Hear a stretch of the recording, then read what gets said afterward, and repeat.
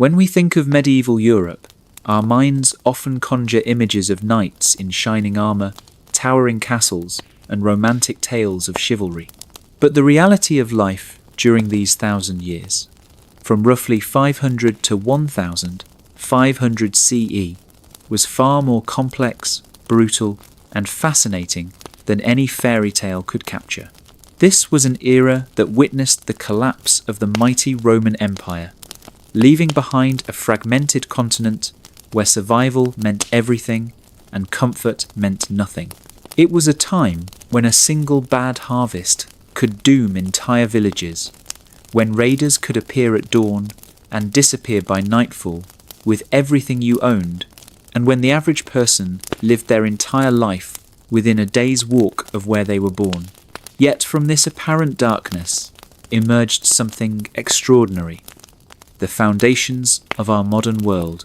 During these centuries, humans developed new systems of government, revolutionized agriculture, built magnificent cathedrals that still inspire awe today, and created trade networks that spanned continents.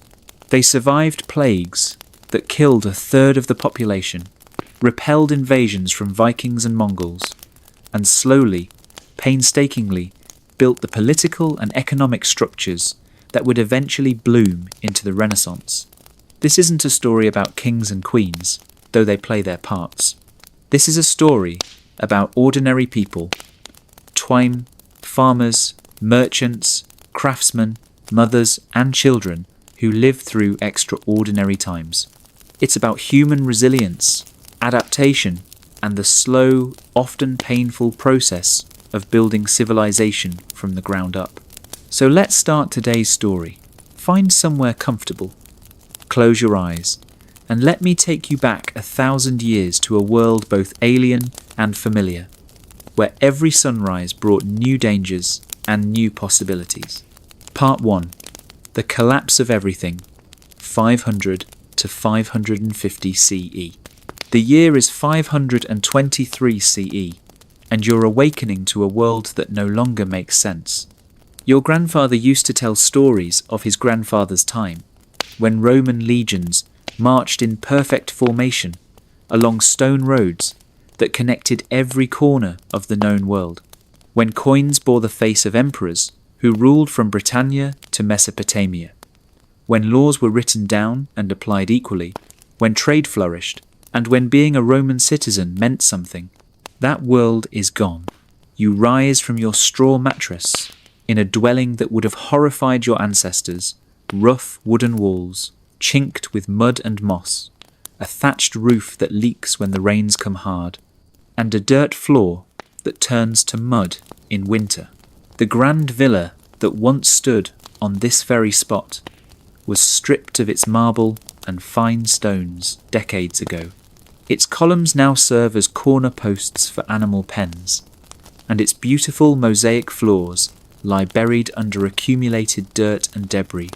Outside, the morning mist clings to fields that have reverted to subsistence farming, where once vast plantations grew grain for export to distant cities. Small plots now struggle to feed individual families. The complex irrigation systems that Roman engineers built with mathematical precision have broken down. No one alive remembers how to maintain them, and certainly no one has the resources to rebuild them. Your village, though calling it a village is generous, consists of perhaps 30 families scattered across what was once a prosperous agricultural district. The old Roman road that ran through here is now broken and overgrown. Weeds push through cracks in the stone, and in some places, local people have simply torn up the paving stones to build their homes. The engineering marvel that once allowed merchants to travel from Britain to Constantinople now serves as a quarry for desperate families seeking building materials. The absence of central authority is perhaps the most startling change from your ancestors' world. There is no emperor in Rome, hasn't been for decades. The last man to claim that title was deposed by Germanic chieftains who cared nothing for Roman law or Roman customs. Local strongmen now rule through force of arms over whatever territory they can hold. Their laws change with their moods, and their protection extends only as far as their personal warriors can ride in a day. This morning brings news that illustrates the new reality perfectly. A messenger, dirty, exhausted, and clearly terrified, arrives with word that the settlement 2 valleys over has been destroyed. Not by an organised army, but by a band of perhaps 50 men, former Roman soldiers, Gothic warriors, desperate peasants turned brigands. No one knows for certain. They appeared at dawn, took what they wanted, killed those who resisted, and vanished before any help could arrive. The messenger delivers this news not to any official authority, because none exists, but to the informal council of family heads who make decisions for your community. These are farmers, blacksmiths, and former soldiers who have assumed leadership simply because someone has to.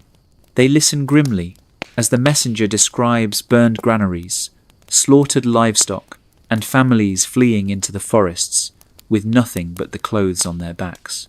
What strikes you most about this scene is how routine it has become. This is the 4th such attack reported this year within a day's ride of your settlement.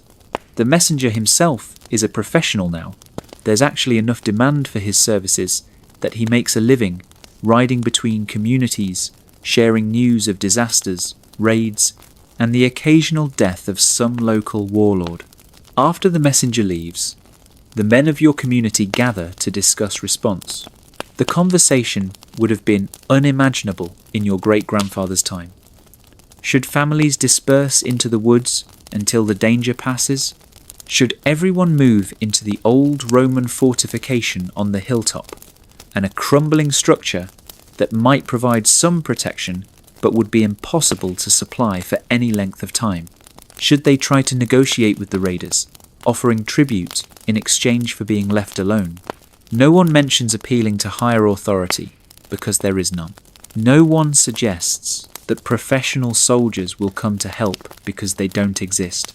The Roman legions that once guaranteed security across thousands of miles have dissolved into small bands of men following local chieftains who fight each other as much as they fight external threats. As the day progresses, you help your father and brothers prepare for the possibility that your settlement might be next.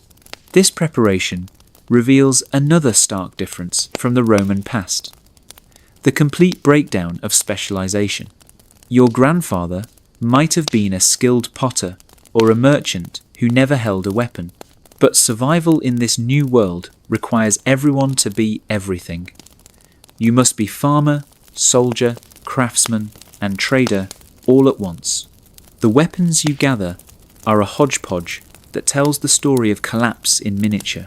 Your father carries a proper Roman gladius, inherited from his military service, but its leather scabbard was replaced years ago with crude local work.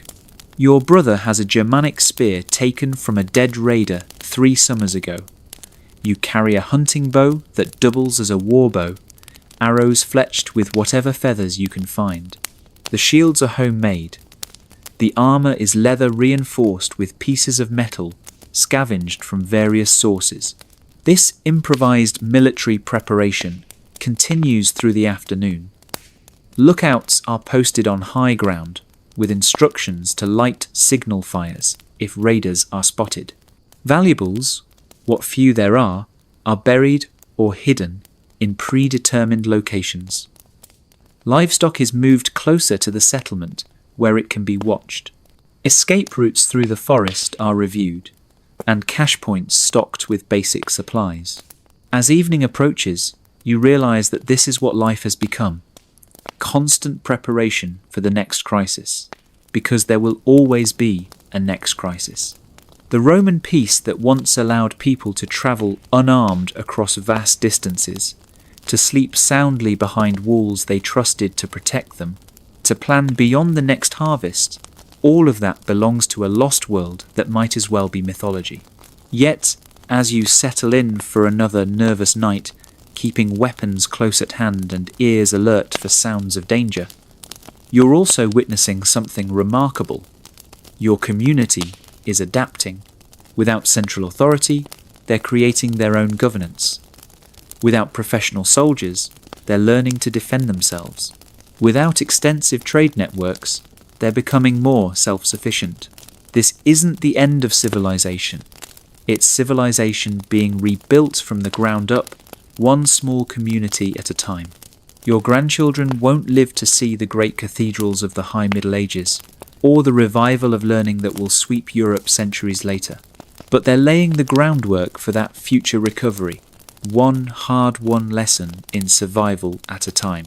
The collapse of Rome didn't destroy the human capacity for organization, cooperation, and progress. It simply forced that capacity to operate on a much smaller, more immediate scale. From these humble beginnings, frightened families, learning to work together for mutual protection, the medieval world will slowly, gradually emerge. Part 2. Learning to Survive, 550 to 650 CE.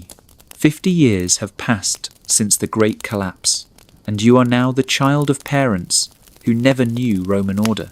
This is important, because it means you've been raised in the new reality rather than constantly mourning the old one. Where your grandparents spoke wistfully of Roman roads and Roman law, you see the world as it is, dangerous, unpredictable, but navigable if you're clever, careful, and cooperative. The settlement has evolved considerably during your lifetime. What began as scattered families hiding in the ruins of Roman civilization has become a genuine community with its own rhythms, traditions, and survival strategies. The most crucial development has been the creation of what you might call practical government. Not because anyone sat down to design a political system, but because certain ways of organizing proved more effective than others. Your morning begins with the sound of the community bell, actually a piece of metal salvaged from a Roman building and hung from a wooden frame. It rings at dawn, midday, and dusk, providing a common rhythm that helps coordinate activity. This might seem like a small thing, but it represents a significant advance in social organization. When everyone knows when the day officially begins and ends, it becomes possible to plan group activities, coordinate labor, and establish shared expectations. The bell ringer today is old Marcus, whose father actually served in the Roman army before the collapse. Marcus has become something like the settlement's informal historian, and this morning he shares news that illustrates how much the world has changed. A trader passing through yesterday reported that the city of Tours, once a thriving Roman administrative centre, now consists of perhaps 2,000 people clustered around a Christian bishop's residence. The grand public buildings have been abandoned or converted to other uses. The aqueducts no longer function. But the bishop provides leadership, the church offers social services, and life continues. This news sparks discussion among the adults about something that would have been unthinkable in Roman times, the possibility of moving the entire settlement, not because of immediate danger, but because they've identified a better location. The current site was chosen hastily during the chaos. Following Rome's collapse, it was defensible and had water, which were the only considerations that mattered when survival was measured in days rather than generations. But now, with several decades of experience, the community has learned to think more strategically. The proposed new site sits astride an old Roman road that still sees occasional traffic. There's better farmland, a reliable stream for a mill wheel, and natural defensive features that would require less constant vigilance.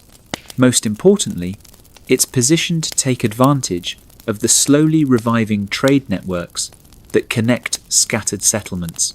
The debate that follows reveals how sophisticated communal decision-making has become. This isn't a simple majority vote or the decree of a single leader. Instead, It's a complex process that weighs different types of expertise and considers multiple constituencies. The farmers analyse soil quality and water rights. Former soldiers assess defensive possibilities. The craftsmen consider access to raw materials. The women, whose voices carry significant weight because they understand household logistics better than anyone, evaluate everything from food storage possibilities to childcare arrangements. What emerges from this discussion is quintessentially medieval, a decision-making process that balances individual expertise with communal consensus, that considers both immediate practical needs and long-term strategic advantages, and that acknowledges the reality that in a dangerous world, the community's survival depends on everyone's contribution. The decision is made to relocate, but not immediately. Instead, the community will spend the next 2 years preparing, scouting the new location thoroughly, negotiating with other nearby settlements about boundaries and water rights, accumulating the resources needed for construction, and timing the move to minimize disruption to agricultural cycles. This planning process reveals another crucial development: the emergence of specialized knowledge within the community. Your Uncle Thomas has become the settlement's master builder, not through formal training, but through decades of trial and error. He knows which woods work best for different types of construction, how to design drainage that won't wash out during heavy rains, and how to position buildings to maximize defensive capability without sacrificing functionality. Your Aunt Sarah has evolved into something like a merchant diplomat. She maintains relationships with traders from other settlements, keeps track of which communities have surplus goods to trade, and negotiates the complex barter arrangements that serve as commerce in a world with little standardized currency. Her mental catalogue of who has what, who needs what, and what constitutes fair exchange rates makes her invaluable to community prosperity. Most fascinating is your neighbour Eric, who has become the settlement's military coordinator. Eric never served in any formal army. Rezi 10. He was just a farm boy when Rome collapsed, but he spent 30 years thinking systematically about defence. He knows the fighting capabilities of every adult in the settlement, the tactical advantages of different terrain features within a day's ride, and the likely approaches any hostile force would take. More importantly, he's developed training routines that keep the settlement's defenders sharp without interfering too much with agricultural work.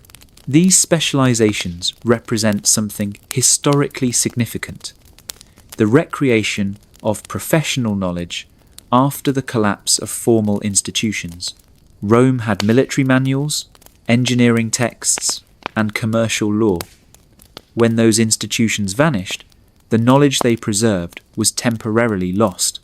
But human beings are remarkably good at rediscovering what they need to know. Eric's military expertise, Thomas's construction knowledge, and Sarah's commercial skills are reinventing, through practical experience, much of what Roman civilization once codified in writing. Your own role in this community is also taking shape. As one of the few young people who learnt to read, taught by the travelling priest who visits twice yearly, you've become the settlement's record keeper, not of laws or poetry, but of intensely practical information: which fields produced well in which years, what signs preceded successful harvests or devastating storms, which herbal remedies proved effective against common illnesses. This might seem mundane compared to the great literary works preserved in distant monasteries, but it represents something equally important: the systematic accumulation of local knowledge. Your careful notes about weather patterns, crop rotations, and soil management will help future generations farm more effectively. Your records of successful diplomatic negotiations with neighbouring communities will provide templates for future agreements. Your documentation of effective defensive strategies will help protect the settlement against future threats. As autumn arrives, you participate in what has become the settlement's most important annual ritual, the Harvest Council. This isn't just about dividing the crops, though that's part of it. It's a comprehensive review of the community's situation. What worked well this year, what didn't, what needs to change, and how to prepare for the challenges ahead. The discussion ranges across everything from agricultural techniques to diplomatic relationships with neighbouring settlements. The blacksmith reports on the condition of essential tools and what materials he'll need to repair or replace them. The women who manage food preservation share their assessment of how well the community is positioned to survive the coming winter. The scouts who monitor the surrounding area for threats provide intelligence about the movement of potentially hostile groups. What strikes you about this process is how it differs from both the Roman system, with your grandparents remember, and the crude survivalism of the immediate post-collapse period. Rome governed through written laws applied by professional administrators across vast territories. The early post-collapse period was pure improvisation driven by immediate necessity. But what your community has developed is something new: systematic local governance based on accumulated experience and shared decision-making. This system isn't perfect. Personality conflicts sometimes interfere with rational planning. The absence of written laws means that precedents can be forgotten or disputed. The focus on local needs sometimes leads to short-sighted decisions that create problems down the road. But it works well enough to allow the community not just to survive, but to gradually improve its situation. As winter approaches, you realize that your generation represents something historically unique. You're not Romans trying to recreate a lost empire, and you're not barbarians living without any organized society. You're something new. Europeans learning to build sustainable communities in a post-imperial world.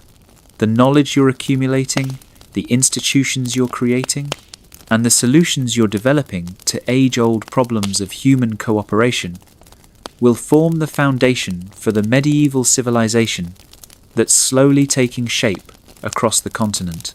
The old world is truly dead, but the new world is very much alive and growing stronger every year. Part 3. The Rise of Kings, 650 to 750 CE. The world has grown larger during your lifetime. Not physically, of course, but in terms of the connections between communities, the scale of political organization, and the ambitions of those who seek power. Where your parents lived in a universe bounded by perhaps a day's ride in any direction, you've witnessed the emergence of something that would have been unimaginable during the immediate post-collapse period. Kings who claim authority over vast territories and possess the military force to make those claims meaningful. This transformation becomes personal on a grey morning in late autumn when strangers approach your settlement's gates. But these aren't raiders or traders, they're something new in your experience. A formal delegation riding under banners, led by a man who introduces himself as a representative of King Clovis of the Franks. His presence here, hundreds of miles from any major population centre, signals that the age of purely local governance is ending. The delegation's leader, who gives his name as Count Alberic, cuts an impressive figure despite the mud of travel. His cloak is dyed a deep blue that speaks of access to exotic trade goods, and his weapons bear the unmistakable marks of master craftsmen. But what strikes you most forcefully is his bearing. The confidence of a man accustomed to having his words carry weight across great distances, and his decisions affect the lives of thousands of people. By order of His Royal Majesty Clovis, Count Alberic announces to the hastily assembled settlement council, all communities within the boundaries of the Frankish realm are required to provide annual tribute in exchange for royal protection. The words themselves are clear enough, but their implications revolutionize everything your community has built over the past century. For 3 generations, your people have governed themselves through consensus and mutual agreement. They've defended themselves through militia service and strategic alliances with neighbouring settlements. They've resolved disputes through customary law developed through trial and error. Now, suddenly, they're being told that higher authority exists and demands recognition. The settlement's response reveals how thoroughly local governance has become embedded in daily life. Rather than simply accepting or rejecting the royal demand, the council requests 3 days to consider the proposal. This isn't defiance. It's the natural response of people accustomed to making decisions through careful deliberation rather than immediate obedience to authority. During those 3 days, your community engages in the most intense political discussion of your lifetime. The older residents, who still remember stories of Roman imperial authority, see parallels between the new Frankish kingdom and the old empire. The middle-aged adults, who've spent their entire lives managing local affairs, worry about losing the self-determination that has served them well. The younger people, including yourself, are curious about what participation in a larger political structure might offer. Count Alberic, to his credit, doesn't simply wait imperiously for submission. Instead, he engages with the community's concerns, explaining what royal protection actually means and what the tribute requirements would entail. His presentation reveals the sophistication of Frankish political thinking. This isn't crude extortion, but a systematic attempt to create stable governance over a large territory. The protection offered isn't merely theoretical. Alberic describes a network of royal fortifications being constructed at strategic points throughout Frankish territory, garrisoned by professional soldiers whose sole responsibility is territorial defence. He outlines a system of royal courts that will provide standardised justice for disputes that cross community boundaries. Most intriguingly, he promises access to a communication network that will connect scattered settlements to centres of trade and learning. The tribute requirements, while significant, aren't designed to impoverish subject communities. The Franks want grain, livestock, and crafted goods, but in quantities calculated to leave settlements with adequate resources for growth and development. More importantly, tribute can be reduced or waived in years when local harvests fail or other disasters strike. This flexibility suggests rulers who understand that sustainable taxation requires prosperous subjects. Perhaps most compelling is Alberic's description of what royal authority offers beyond protection and justice. Communities that accept Frankish overlordship gain access to royal markets, where surplus goods can be traded for items unavailable locally. They receive priority consideration for royal infrastructure projects, roads, bridges, and fortifications that benefit everyone in the region. They can petition the royal court for assistance during emergencies that exceed local resources. After extensive deliberation, your community decides to accept Frankish authority, but the decision process reveals how much medieval political thinking differs from both Roman imperialism and modern nationalism. This isn't submission to foreign conquest or enthusiastic embrace of ethnic identity. It's a practical calculation that participation in a larger political structure offers advantages that outweigh the costs of reduced local autonomy. The formal ceremony of acknowledgement takes place on the settlement's central green, with the entire community present. Count Alberic reads a proclamation establishing the terms of the relationship between your settlement and the Frankish crown. In exchange for annual tribute and military service when called upon, King Clovis guarantees protection against external threats, access to royal justice, and participation in the broader Frankish realm. But the ceremony also includes elements that would have been impossible under Roman rule. Your settlement's council formally negotiates specific terms about tribute payments, military obligations, and dispute resolution procedures. These negotiations are recorded in writing, creating a contractual relationship rather than simple imperial domination. Both sides accept binding obligations, and both sides retain specific rights that limit the other's authority. The document that emerges from these negotiations is quintessentially medieval in its balance of central authority and local autonomy. The king gains tax revenue and military service, but communities retain substantial self-governance in daily affairs. Royal law applies to major crimes and inter-community disputes, but local custom continues to govern most civil matters. Military service is required during major campaigns, but communities maintain their own defensive militia for local protection. In the months following this agreement, the practical effects of joining the Frankish realm become apparent. Royal tax collectors arrive twice yearly, but they're professional administrators rather than armed extortionists.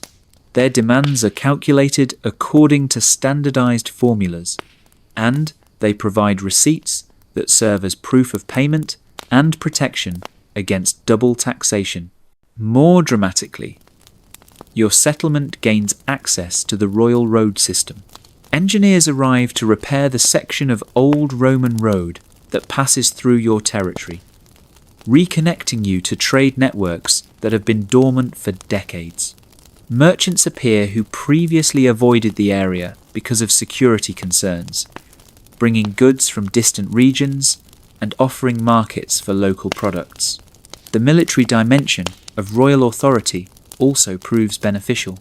When raiders from beyond the Frankish frontier threaten the region, they're met not by hastily organised local militias, but by professional soldiers who can match their equipment and training. The raiders are either driven off or captured and punished, sending a clear message that attacking Frankish territory carries serious consequences. Perhaps most significantly, your settlement becomes part of an information network that spans hundreds of miles.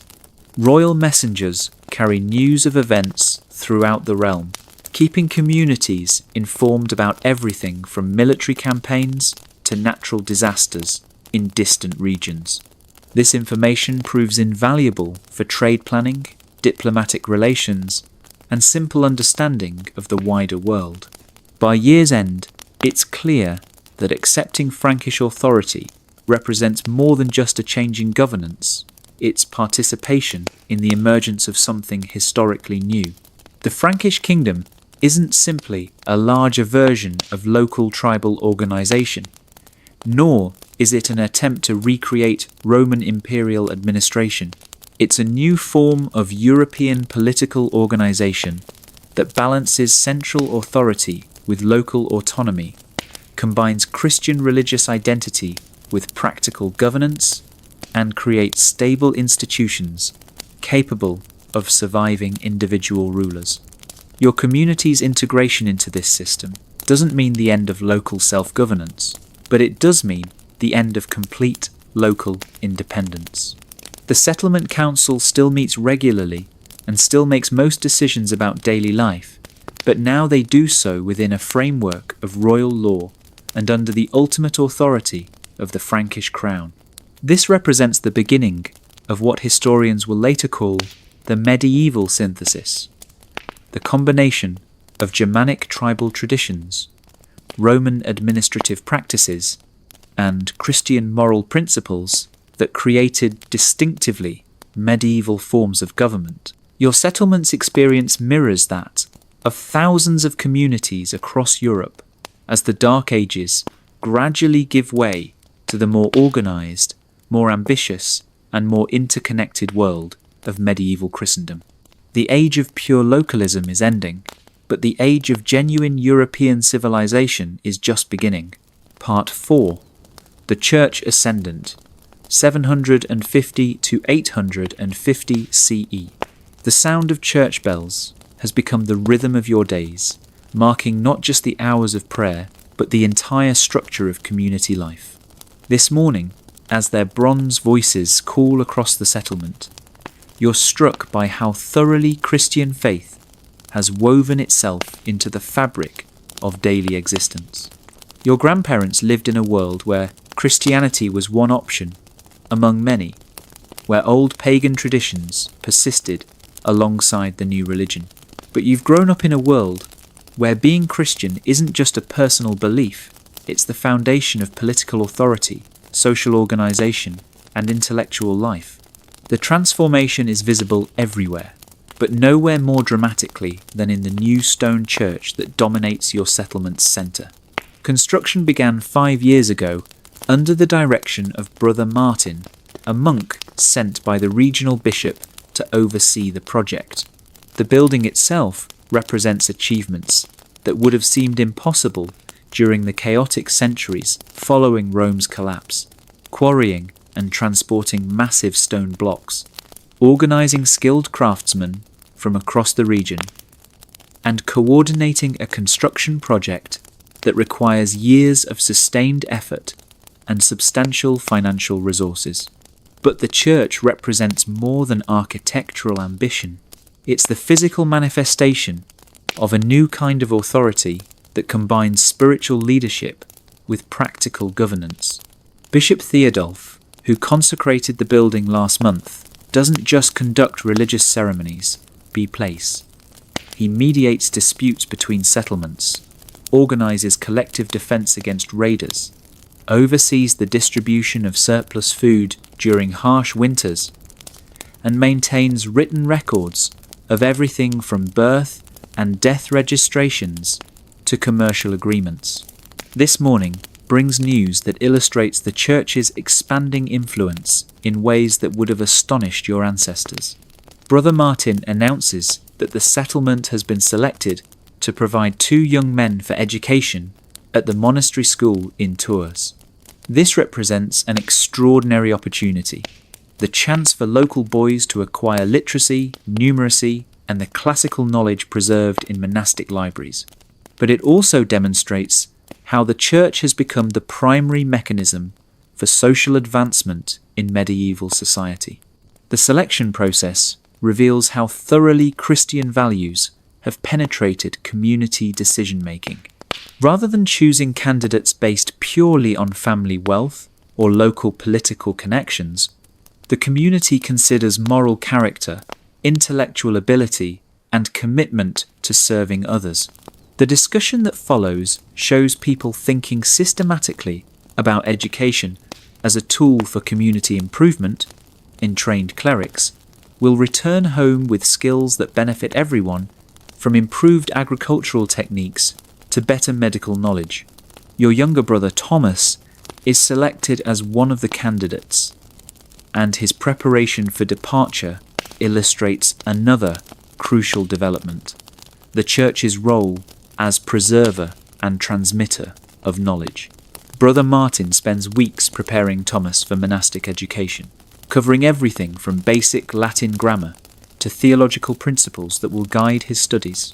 But the curriculum also includes practical skills, mathematics for accounting, rhetoric for effective communication, and natural philosophy for understanding the physical world. This integration of sacred and secular learning represents one of medieval Christianity's most important contributions to European development. The monks who will educate Thomas aren't just concerned with theological questions.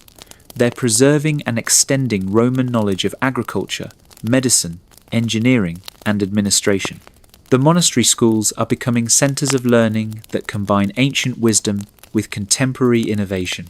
The departure ceremony for the monastery students takes place in the new church, and it demonstrates how Christian ritual has become the framework for marking life's important transitions. But the ceremony also reveals the Church's political significance. Bishop Theodulf's presence elevates a local event to regional importance, and his blessing carries implications beyond spiritual welfare. It signals the Church's endorsement of the settlement's continued development and its integration into broader networks of Christian civilization. Following the ceremony, Bishop Theodulf meets privately with the settlement council to discuss matters that illuminate the Church's temporal authority. The conversation ranges across issues that in earlier generations would have been purely local concerns. The settlement's obligations for maintaining regional roads, its responsibilities for providing hospitality to travellers, and its participation in collective defence arrangements with neighbouring communities. Most significantly, the bishop discusses plans for establishing a market town centred around the new church. This represents a fundamental shift in how economic activity is organised. Rather than the informal trading that has characterised the post-Roman period, the church is creating formal market institutions with standardised weights and measures, regulated trading periods, and legal protections for merchants and customers. The market plan reveals the church's sophisticated understanding of economic development. The proposed market days coincide with religious festivals, drawing people from surrounding settlements for both spiritual and commercial purposes. Church buildings provide secure storage for merchants' goods and neutral ground for resolving trade disputes. Most importantly, church authority guarantees the fairness and safety that make commercial exchange possible. Over the following months, you witness the market's establishment and observe how it transforms your community's relationship with the broader region. Merchants arrive with goods that were previously available only through dangerous and expensive long-distance travel. Iron tools forged by master craftsmen, textiles woven in distant workshops, spices and medicines from across Christian Europe.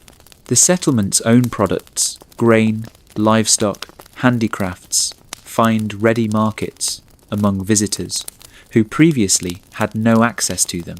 But the market's significance extends beyond mere commercial exchange. It becomes a centre for information sharing that connects your community to events across Christendom. Merchants carry news of political developments, natural disasters, military campaigns, and religious movements. This information flow helps local people understand their place in a much larger world and make decisions based on broader knowledge than purely local experience. The market also becomes a recruiting ground for various forms of church service that offer unprecedented opportunities for social mobility. Abbeys and bishoprics actively seek talented young people for training in specialised skills: manuscript copying, architectural design, medical practice, and administrative work. These positions offer not just personal advancement, but the chance to participate in the great projects of medieval Christendom, note cathedral construction, manuscript preservation, missionary work, and educational expansion. Your own involvement with the market begins accidentally, but develops into something that will shape the rest of your life. Your literacy skills, acquired through Brother Martin's informal teaching, prove valuable for keeping market records and facilitating complex trade negotiations. Within a year, you've become the market's unofficial secretary, documenting transactions, maintaining accounts, and corresponding with merchants from across the region. This work provides direct exposure to the Church's role as the backbone of medieval European civilization. The letters you read and write reveal a continent-spanning network of monasteries, bishoprics, and church-sponsored institutions that maintain regular communication about everything from theological questions to agricultural innovations. The Church has become, in effect, medieval Europe's primary administrative system, More importantly, your correspondence reveals how the Church is actively shaping European development through systematic knowledge sharing. Monasteries exchange information about improved farming techniques, better construction methods, more effective medicines, and successful governance strategies. This knowledge network operates across political boundaries and linguistic differences, creating a truly European intellectual community for the first time since Rome's collapse. The culmination of your settlement's integration into this Christian world comes with the announcement that your new church will house a relic of Saint Martin of Tours, a fragment of bone authenticated by church authorities and blessed by the Pope himself. This represents extraordinary recognition for a community that began as a collection of refugees hiding in Roman ruins. The relic's arrival brings pilgrims from across Christian Europe, transforming your settlement from a local farming community into a regional religious centre. Pilgrims require food, lodging, and various services, creating economic opportunities that extend far beyond traditional agriculture. More importantly, they bring cultural influences from distant regions, making your community a crossroads for ideas, traditions, and innovations. As the year ends, you realize that your generation has witnessed something remarkable: the transformation of European society from fragmented localism to Christian civilization. The Church hasn't simply provided religious leadership, it's created the institutional framework that makes complex society possible again. Through its preservation of knowledge, its administrative capabilities, its moral authority, and its international connections, Christianity has become the foundation for European recovery and development. The world of your grandparents, focused narrowly on immediate survival, has given way to a world of broader possibilities. Young people can aspire to education, communities can plan for long-term development, and everyone participates in a civilization that extends far beyond local boundaries. The foundations of medieval Christendom are now firmly established, and the great achievements of the High Middle Ages are becoming possible. Part 5. Vikings and Violence, 850 to 950 CE. The first warning comes not from any human messenger, but from the behaviour of seabirds.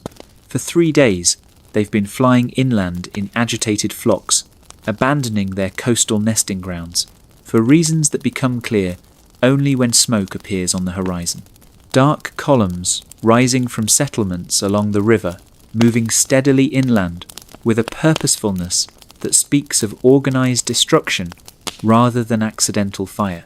You're among the lookouts posted on the old Roman watchtower when the longships first become visible, sleek, shallow draft vessels that can navigate rivers as easily as open ocean. Even from a distance, their alien design is unmistakable. These aren't the broad, heavy ships used by Christian merchants, built for cargo capacity and stability. These are vessels designed for speed, stealth, and the rapid deployment of fighting men, in places where fighting men aren't expected. Brother Martin, now the settlement's senior cleric and informal leader, receives the news with the grim composure of someone who has been expecting this day for years. "The Northmen have finally found our river," he says simply, and those words carry the weight of inevitable catastrophe. For a generation, your people have heard tales of Viking raids from other parts of Christian Europe, monasteries burned, towns sacked, populations enslaved or scattered. But your settlement's inland location had seemed to offer protection from seaborne raiders. That protection has just evaporated. The next few hours reveal how thoroughly the threat of Viking raids has already changed medieval European society, even in regions that haven't yet experienced direct attack. Brother Martin produces detailed plans for evacuation and defence that were developed in consultation with other church leaders across the region. Every family knows their assigned tasks, their rally points, and their responsibilities for preserving the community's most essential resources. But these preparations also reveal the limitations of medieval defensive capabilities when facing raiders who combine superior military technology with tactical advantages. The settlement's walls, adequate for discouraging casual bandits, are woefully inadequate for stopping determined attackers with siege equipment. The local militia, effective for maintaining order and resolving disputes, lacks the training and equipment needed to face professional warriors. Most critically, the warning time is insufficient for effective evacuation. The Vikings' speed of movement, capable of travelling 50 miles upriver in a single day, means that communities have hours rather than days to respond to approaching threat. Families with young children or elderly members simply cannot move quickly enough to escape, while those who do flee must abandon everything that makes life possible. Homes, livestock, stored food, agricultural tools. The settlement's response reflects the harsh calculations forced by Viking raids throughout Christian Europe. Rather than attempting mass evacuation or futile resistance, the community implements a triage strategy designed to maximize long-term survival. The most valuable portable resources, seed grain, precious metals, essential tools, religious artifacts, are buried or hidden in predetermined locations. Livestock is driven to concealed pastures in the surrounding forest. Most importantly, written records and books are secured in specially prepared hiding places, ensuring that accumulated knowledge won't be lost even if the settlement is destroyed. The human element of this preparation is agonizing to witness. Families make desperate decisions about who will attempt to flee and who will remain to defend what cannot be moved. Young men without dependents volunteer for the most dangerous assignments, delaying actions designed to buy time for others' escape. Mothers with small children face impossible choices between family safety and community loyalty. Elderly residents, understanding they cannot escape but might slow down those who can, quietly prepare to make their final stand in defense of their life's work. Your own role in these preparations forces you to confront the brutal realities that Viking raids have imposed throughout Christian Europe. As the settlement's record keeper and one of its few literate residents, you're assigned to preserve the community's accumulated knowledge regardless of what happens to the community itself.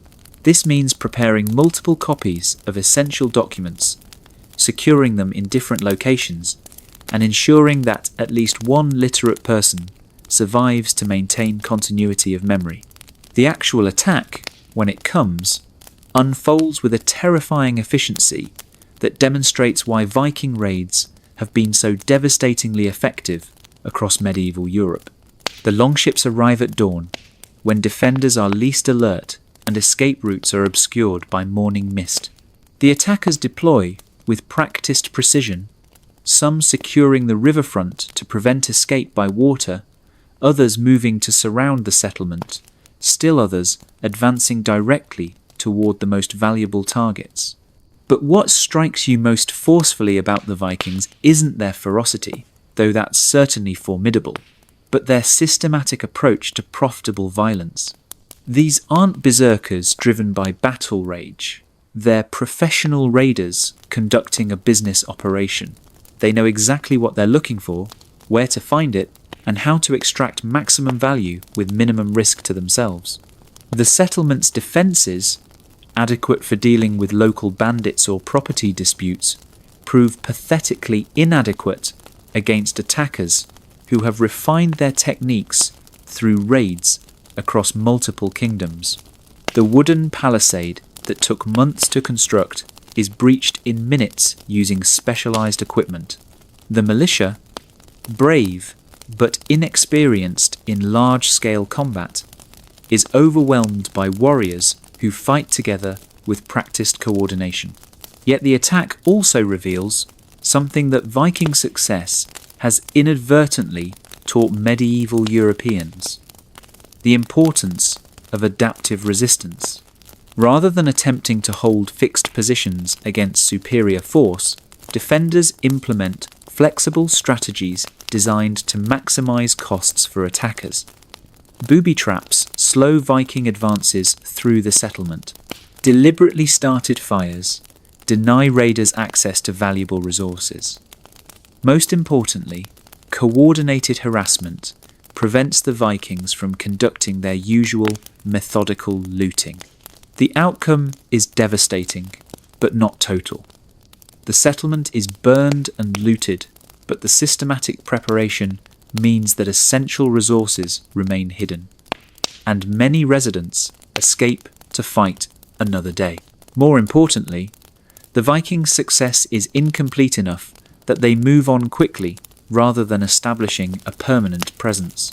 This is crucial because it means the settlement can be rebuilt rather than permanently abandoned. The aftermath of the raid provides insight into how Viking attacks have shaped medieval European development in ways that extend far beyond immediate destruction. Survivors don't simply attempt to recreate what was lost, they redesign their community based on hard-won knowledge about defending against future attacks. The new settlement layout prioritizes defense over convenience. Building techniques incorporate lessons learned about fire resistance and structural durability. Most importantly, the community develops much stronger relationships with neighboring settlements, creating mutual defense networks that make isolated attacks more difficult. Brother Martin's leadership during the reconstruction process reveals how the Church has adapted to the Viking threat throughout Christian Europe. Rather than simply offering spiritual consolation, Church leaders have become military coordinators, intelligence networks, and resource managers for communities under constant threat. The rebuilding effort benefits from Church connections that provide everything from construction materials to skilled craftsmen to financial support. But the most significant long-term impact of the Viking raid is its effect on the settlement's relationship with higher authorities. The devastating vulnerability revealed by the attack forces the community to seek stronger connections with regional powers capable of providing professional military protection. Within months, your rebuilt settlement has negotiated formal alliance with a powerful local lord whose heavy cavalry can respond rapidly to Viking threats. This alliance represents a crucial development in medieval European political evolution. The same Viking raids that destroy individual communities also accelerate the consolidation of larger political units capable of mounting effective resistance. Local lords who can protect their territories against Viking attacks gain authority over communities that cannot protect themselves. Kingdoms that develop effective anti-Viking strategies expand at the expense of those that don't. Your personal experience during and after the raid illustrates another important consequence of Viking attacks: their role in accelerating social mobility and cultural change. The destruction of traditional structures creates opportunities for individuals with useful skills to advance rapidly within rebuilding communities. Your literacy and record-keeping abilities, valuable before the raid, become essential afterward when documenting damage claims, negotiating aid agreements, and corresponding with potential allies. More broadly, the Viking threat forces medieval European communities to become more militarized, more politically sophisticated, and more economically integrated. Isolated agricultural villages cannot survive repeated Viking raids, but communities that develop strong defensive capabilities, maintain good intelligence networks, and participate in larger political structures prove remarkably resilient. As winter approaches and the rebuilt settlement prepares for its first season in the new configuration, you realize that the Viking raids have done more than simply destroy and terrify. They've accelerated medieval Europe's political and military development. The kingdoms and lordships that emerge from this period of crisis will be stronger, more organised, and more capable than their predecessors.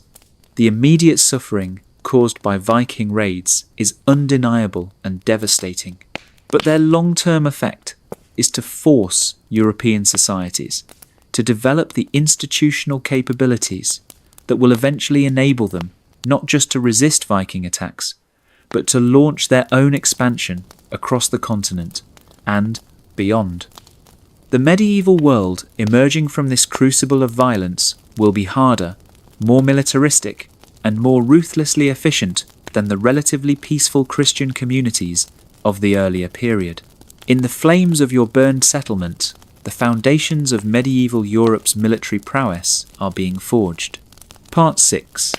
The Age of Castles, 950 to 1050 CE.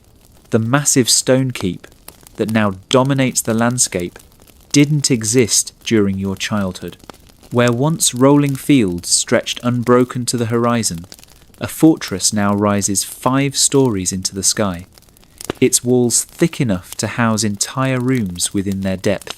The transformation of the countryside around this castle tells the story of how medieval Europe has adapted to constant military pressure by creating new forms of settlement, new relationships between rulers and subjects, and new ways of organising economic and social life. Lord William, the castle's builder and your community's new overlord, represents a type that would have been impossible during the chaotic centuries following Rome's collapse. A professional military administrator whose authority extends across dozens of settlements and whose resources enable massive construction projects that benefit entire regions. His rise to power illustrates how the feudal system has evolved from desperate improvisation to sophisticated governance. Your morning begins with the sound of construction work that has continued for nearly a decade.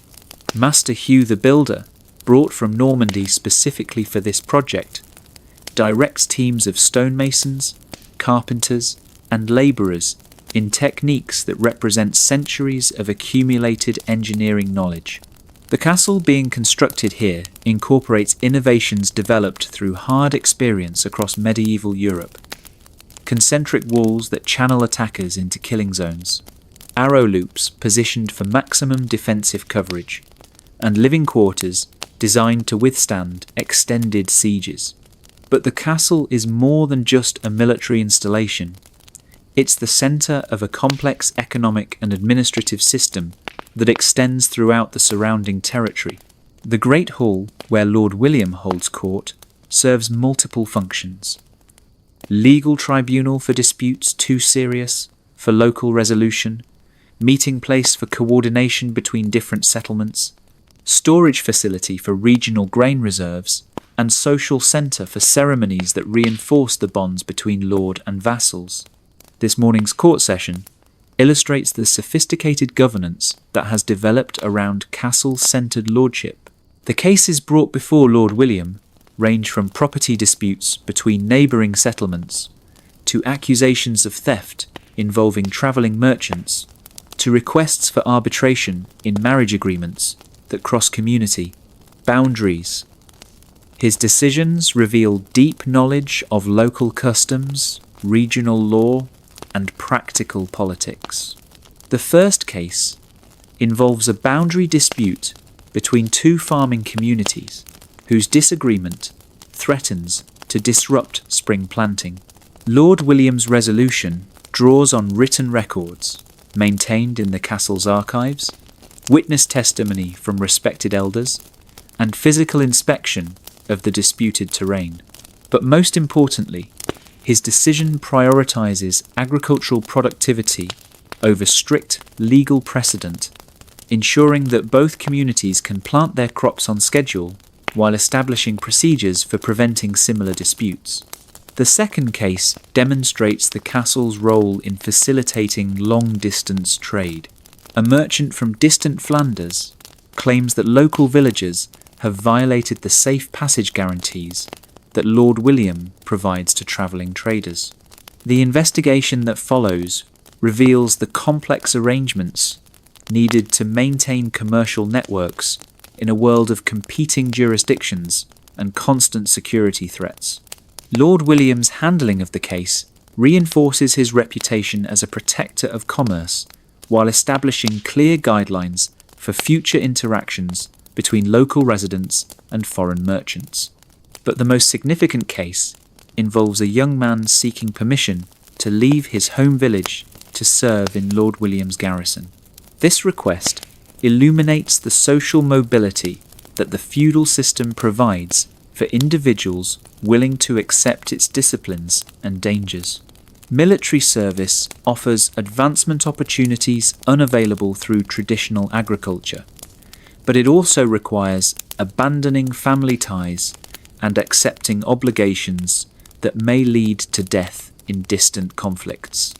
Lord William's interview with the prospective recruit reveals the careful calculation that underlies feudal military organisation. He questions the young man about his family situation, his motivations for seeking military service, his physical capabilities, and his understanding of the obligations involved. The decision to accept him isn't based solely on military potential, but on assessment of how his departure will affect his home community and how his service will strengthen the broader defensive network. The afternoon brings news that demonstrates why castle-based lordship has become essential for survival in medieval Europe. Riders arrive with reports that Hungarian raiders have crossed the eastern frontier and are moving westward through territories that lack adequate fortification. The response to this threat reveals how the castle system has revolutionized medieval military capabilities. Rather than waiting passively for attack or attempting to organize desperate resistance after raiders arrive, Lord William immediately implements defensive strategies that have been planned and rehearsed for exactly this situation. Messages go out to all settlements within his jurisdiction, providing specific instructions for protecting valuables, moving livestock to secure locations, and evacuating vulnerable populations to predetermined strongholds. But most importantly, Lord William dispatches professional cavalry to intercept the raiders before they can penetrate deeply into his territory. These aren't hastily assembled militia responding to crisis. They're full-time soldiers whose sole responsibility is territorial defense, equipped with the best available weapons and armor, trained to fight as coordinated units, and experienced in the tactics that have proven most effective against various types of enemies. The military campaign that follows illustrates both the capabilities and limitations of castle-based feudal warfare. Lord William's heavy cavalry proves devastatingly effective against Hungarian light horsemen in direct combat, but the raiders' mobility allows them to avoid pitched battles when circumstances favour the defenders. The conflict becomes a strategic chess match where success depends on intelligence gathering, supply line management, and political coordination with neighbouring lordships. Your role during this campaign provides insight into how the castle system integrates military and civilian functions. As one of the few literate individuals in the region, you're assigned to maintain communication with other lordships, coordinate supply deliveries to troops in the field, and document military activities for future strategic planning. This work reveals the sophisticated administrative capabilities that make feudal warfare possible on a regional scale. The campaign's successful conclusion, the Hungarian raiders are defeated and driven back across the frontier, demonstrates why castle-centered lordship has become the dominant form of governance across medieval Europe. Communities that accept feudal obligations receive professional military protection that individual settlements cannot provide for themselves. Lords who fulfill their protective responsibilities gain the agricultural surplus and military service needed to maintain expensive defensive capabilities. But the victory also reveals the social costs of militarized feudal society. The campaign requires resources that might otherwise support agricultural development, craft production, or educational expansion. Young men serve as soldiers rather than farmers, craftsmen, or scholars. Political authority gravitates toward those who excel at organized violence, rather than those who might excel at peaceful pursuits. The feast celebrating the victory provides an opportunity to observe how feudal society has created new forms of cultural expression that blend military prowess with Christian piety. The Great Hall fills with music, poetry, and storytelling that celebrate martial virtues while maintaining the moral framework provided by Christian teaching. The ceremony knights several young men who distinguished themselves during the campaign, formally inducting them into the warrior class that dominates medieval European society. Your conversations with visiting nobles during the feast reveal how the castle system has created networks of cooperation and competition that extend across vast distances. Lords maintain detailed knowledge of military capabilities, political relationships, and strategic opportunities throughout their regions and beyond. Marriage alliances, military partnerships, and commercial agreements create webs of obligation and mutual interest that provide stability despite constant warfare. As autumn deepens into winter, the castle's role as an economic centre becomes increasingly apparent. The massive storage facilities house grain reserves that will support the garrison and surrounding communities through the lean months. The workshops within the castle walls produce weapons, tools, and luxury goods that circulate throughout the region. Most importantly, the castle serves as a market centre where surplus production from different settlements can be exchanged for mutual benefit. The winter months also provide time for the administrative work that maintains feudal relationships. Lord William meets regularly with his vassals to review obligations, resolve disputes, and plan for the following year's campaigns. These meetings involve complex negotiations about military service, agricultural surplus, and various support functions needed to maintain the castle and its dependent territories. Your participation in these administrative activities provides detailed insight into how the feudal system balances central authority with local autonomy. Lord William exercises ultimate control over major decisions affecting regional defence and external relations, but individual settlements retain substantial independence in managing daily affairs. The relationship is contractual rather than arbitrary. Both lords and vassals have specific obligations that limit each other's authority. By winter's end, you understand that the castle represents much more than just military fortification. It's the physical embodiment of a new form of European civilization that has emerged from centuries of adaptation to constant threat. The feudal system, based on castle-centered lordship, provides security, justice, and economic coordination that enable complex society to function despite ongoing warfare.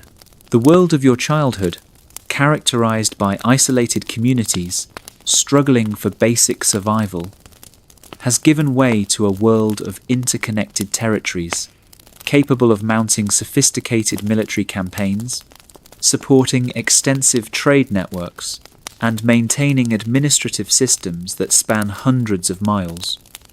The foundations of high medieval civilization are now firmly in place. Part 7. Merchants and Money, 1050 to 1150 CE. The clanking of coins in leather purses has become as common a sound in your world as the ringing of church bells or the hammering of smithies. This morning, as you walk through the market square that has grown up in the shadow of Lord William's castle, The transformation in how people think about value, exchange, and economic possibility is immediately apparent. Where your grandparents conducted business through direct barter or personal obligation, you navigate a world where standardized currency, written contracts, and professional merchants have created entirely new forms of wealth and opportunity. The market itself tells this story in miniature. What began as occasional trading sessions coordinated by the church has evolved into a permanent commercial center that operates according to sophisticated rules developed through decades of trial and error. Stalls are assigned according to guild membership and seniority. Weights and measures are standardized and regularly inspected by appointed officials. Most importantly, the market operates under legal protections that guarantee fair dealing and provide mechanisms for resolving disputes. Master Geoffrey, the cloth merchant, whose caravan arrived yesterday from the great commercial centres of Flanders, represents the new breed of entrepreneur that has emerged during your lifetime. Unlike the travelling peddlers of earlier generations, who carried whatever odds and ends they could acquire and hoped to find buyers along the way, Geoffrey operates according to systematic business principles that would have been recognisable to Roman merchants centuries before. His inventory is the result of careful market analysis. The fine woolen cloth that forms the basis of his trade is produced in Flemish workshops that have specialised in textile manufacturing for generations. The techniques they use represent accumulated knowledge about sheep breeding, wool processing, dyeing, and weaving that has been refined through constant experimentation and innovation. Most importantly, the cloth is produced in standardized qualities and quantities that facilitate large-scale commercial transactions. But Geoffrey's business extends far beyond simply buying and selling textiles. His caravan also carries letters of credit that enable complex financial transactions across vast distances, samples of exotic goods that allow customers to special order items for future delivery, and detailed intelligence about market conditions throughout Northern Europe. He serves as banker, information broker, and commercial coordinator as much as mere merchant. Your introduction to Geoffrey comes through your work maintaining market records, but it quickly becomes clear that he represents opportunities that extend far beyond your local community. The expansion of commerce has created demand for individuals with exactly your combination of skills. Literacy for managing contracts and correspondence, numeracy for handling complex financial calculations, and local knowledge for understanding regional market conditions and customer preferences. Geoffrey's offer to include you in his trading network illustrates how commercial expansion has begun to reshape medieval European society. Rather than spending your entire life within a day's walk of your birthplace, you could join a community of merchants, clerks, and craftsmen who travel regularly between the great commercial centres of the continent. The financial rewards are substantial, but more importantly, participation in long-distance trade offers exposure to ideas, techniques, and opportunities unavailable in any single locality. The decision facing you reflects broader choices confronting many Europeans during this period of commercial revolution. Traditional agricultural life offers security and continuity within familiar social structures, but commercial life offers adventure and advancement at the cost of constant uncertainty and separation from family ties. The choice isn't simply personal, it represents different visions of what European society is becoming. Your week of intensive discussion with Geoffrey provides detailed insight into how the commercial revolution has transformed medieval European life. His accounts of business conditions in different regions reveal the emergence of specialized economic zones. Flanders focusing on textile production, the German lands developing mining and metallurgy, Italian cities creating banking and finance systems, and your own region becoming known for agricultural surplus that supports urban populations elsewhere. But Geoffrey also describes the infrastructure developments that make this commercial specialization possible. The road systems that kings and lords maintain primarily for military purposes now serve commercial traffic that generates substantial revenue through tolls and taxes. The legal systems designed to resolve disputes between feudal lords now provide mechanisms for enforcing commercial contracts and protecting merchant property. Most importantly, the Church's networks of monasteries and cathedrals provide secure storage, reliable information, and trustworthy arbitration for commercial disputes. Perhaps most fascinating are Geoffrey's descriptions of the great commercial cities that have emerged during the past century. Places like Venice, Genoa, and the growing towns of Flanders represent something new in European experience. Communities whose prosperity depends primarily on trade and manufacturing rather than agriculture. These cities have developed their own forms of governance, their own military capabilities, and their own cultural institutions that rival those of traditional feudal lordships. The financial instruments that Geoffrey carries illustrate the sophisticated commercial techniques that have developed to serve long-distance trade. Letters of credit eliminate the need to transport large quantities of coins across dangerous routes, while providing verification systems that prevent fraud. Bills of exchange enable merchants to settle accounts without physically moving currency, while creating networks of financial obligation that connect commercial centres across the continent. But perhaps most revolutionary are the partnership agreements that allow multiple merchants to pool resources for major commercial ventures. Geoffrey shows you contracts that involve merchants from half a dozen different cities, each contributing specific expertise or resources to trading expeditions that would be impossible for any individual entrepreneur. These partnerships create shared risks and shared profits while enabling commercial operations on unprecedented scales. Your growing involvement in Geoffrey's business provides practical education in techniques that represent centuries of commercial innovation. The double-entry bookkeeping system you learn allows precise tracking of complex transactions involving multiple currencies, commodities, and time periods. The contract negotiations you observe reveal sophisticated understanding of legal principles, market psychology, and risk assessment. Most importantly, the correspondence networks you help maintain connect your local market to commercial developments throughout Europe. The spring trading season demonstrates how thoroughly commercial considerations have begun to influence agricultural production. Rather than simply growing crops for local consumption, farmers throughout the region now make systematic decisions about what to plant based on market intelligence provided by travelling merchants. Surplus grain finds markets in distant cities, while local communities import manufactured goods that would be impossible to produce locally. This commercial integration brings substantial benefits, but also creates new vulnerabilities.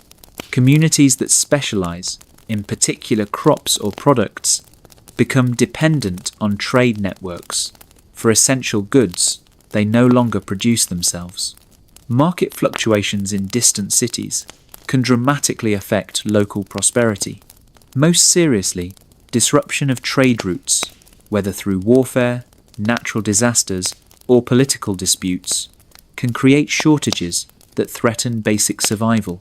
Your participation in a major trading expedition to the Champagne fairs provides first-hand experience of how commercial networks have begun to reshape European geography.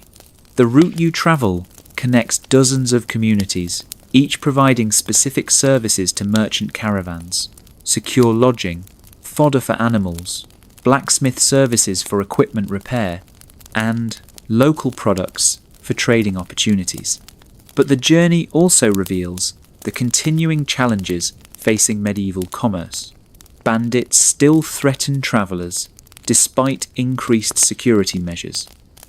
River crossings and mountain passes remain dangerous during bad weather. Most importantly, the patchwork of political jurisdictions means that merchants must negotiate constantly changing laws, customs duties, and local regulations. The Champagne fairs themselves represent the pinnacle of medieval commercial development. Thousands of merchants from across Europe gather for several weeks of intensive trading that involves not just immediate transactions, but complex negotiations about future contracts, credit arrangements, and partnership agreements. The fairs operate under special legal protections that supersede local jurisdictions, creating truly international commercial law for the first time since Rome's collapse. Your observations at the fairs provide insight into how commercial expansion is reshaping European culture as well as economics.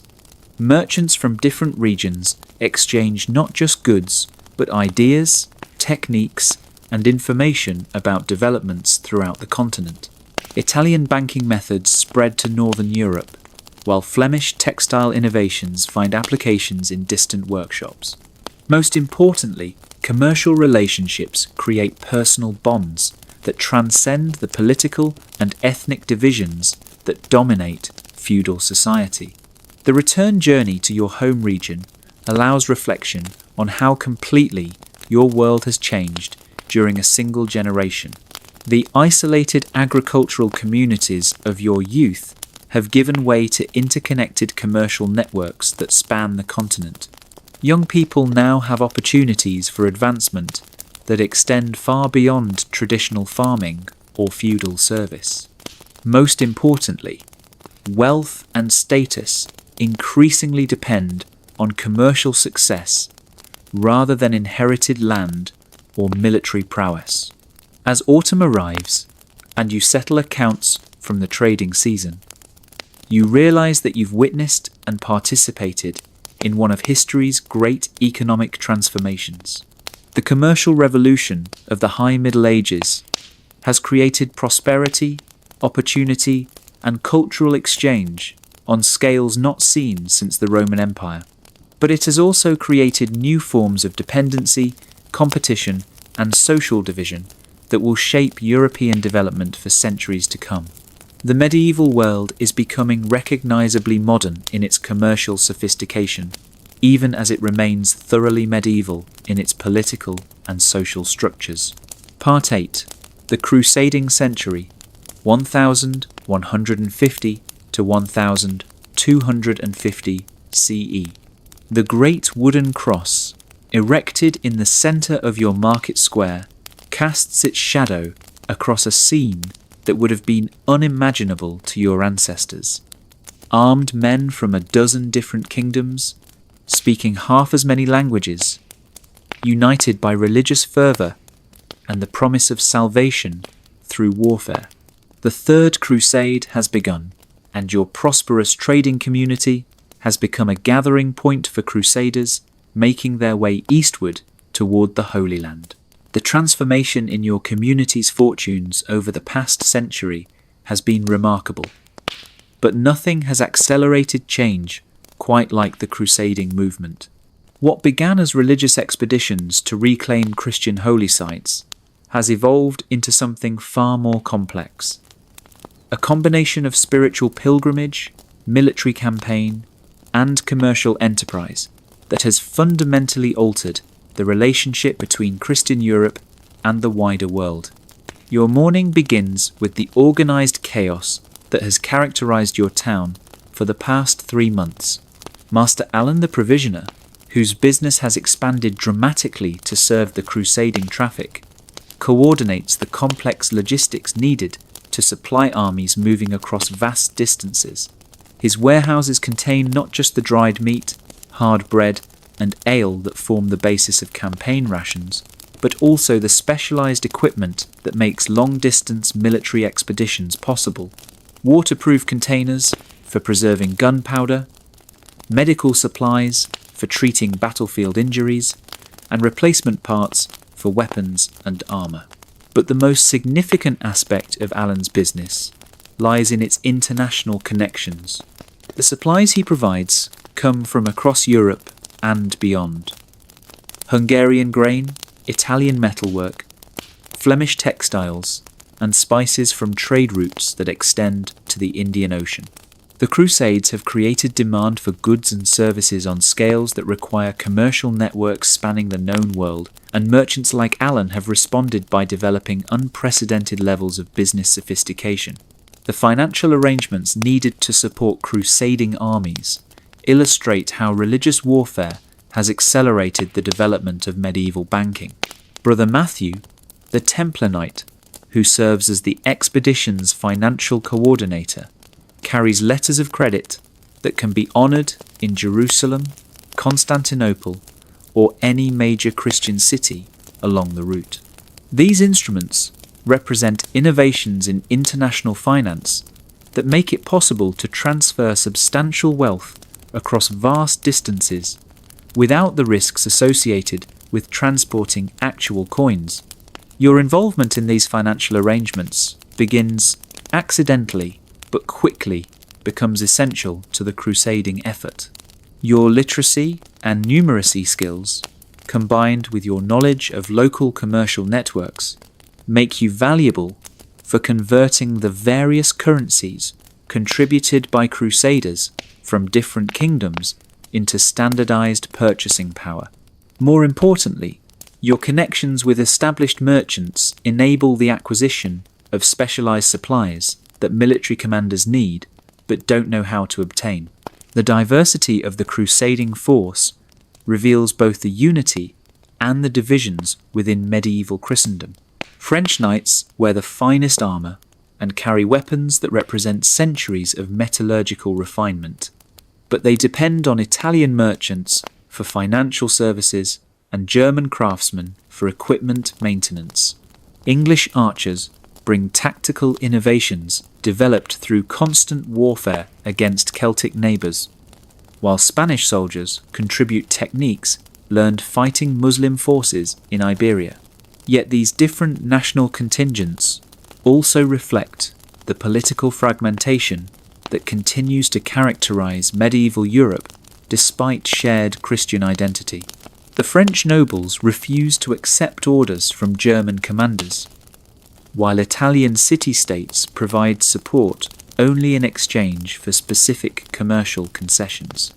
The English force operates under separate leadership and pursues objectives that don't always align with the expedition's stated goals. The most fascinating aspect of the crusading army is its combination of genuine religious devotion with practical considerations that would have made Roman generals proud. Morning prayers are followed by systematic weapons training. Theological discussions about the nature of holy war take place alongside detailed planning for siege operations. Most importantly, the expedition's leadership includes both military commanders and commercial coordinators who understand that spiritual objectives require material resources. Your participation in planning sessions provides insight into how the Crusades have created new forms of international cooperation, despite continuing political divisions. Maps drawn by Islamic geographers are studied alongside accounts by Christian pilgrims to develop intelligence about routes, water sources, and potential obstacles.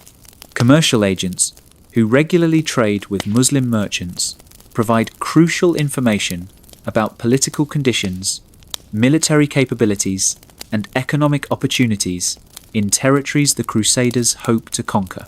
But the planning sessions also reveal the limited geographical knowledge that characterizes even educated Europeans during this period. The Holy Land exists in Crusader imagination as much as a spiritual destination as a physical place, and many participants have only the vaguest understanding of the actual distances involved, the climate they'll encounter, or the sophisticated civilizations they'll confront. This combination of religious certainty with geographical ignorance helps explain both the remarkable achievements and the devastating failures of the crusading movement. The departure ceremony demonstrates how completely the Crusades have become integrated into the fabric of medieval Christian society. The blessing provided by Bishop Thomas encompasses not just spiritual preparation for holy war, but practical prayers for successful business ventures, safe travel, and profitable outcomes. The financial contributions made by local merchants and craftsmen reflect calculated investments in potential commercial opportunities as much as religious obligation. Most significantly, the ceremony includes formal agreements between crusaders and local communities about ongoing commercial relationships. Merchants who accompany the expedition will serve as trade representatives for your region, while crusaders who survive the campaign and remain in the east will provide commercial intelligence and facilitate future business opportunities. The Crusades have become mechanisms for expanding European commercial networks as much as instruments of religious warfare. Your decision to accompany the expedition as a commercial coordinator represents both personal opportunity and broader historical significance. The journey eastward will expose you to civilizations, technologies, and ideas that remain largely unknown in Western Europe. More importantly, your role in facilitating trade between Crusader territories and European commercial networks will contribute to cultural and economic exchanges that will reshape both Christian and Islamic civilizations. The march across Europe reveals the infrastructure developments that have made large-scale military expeditions possible.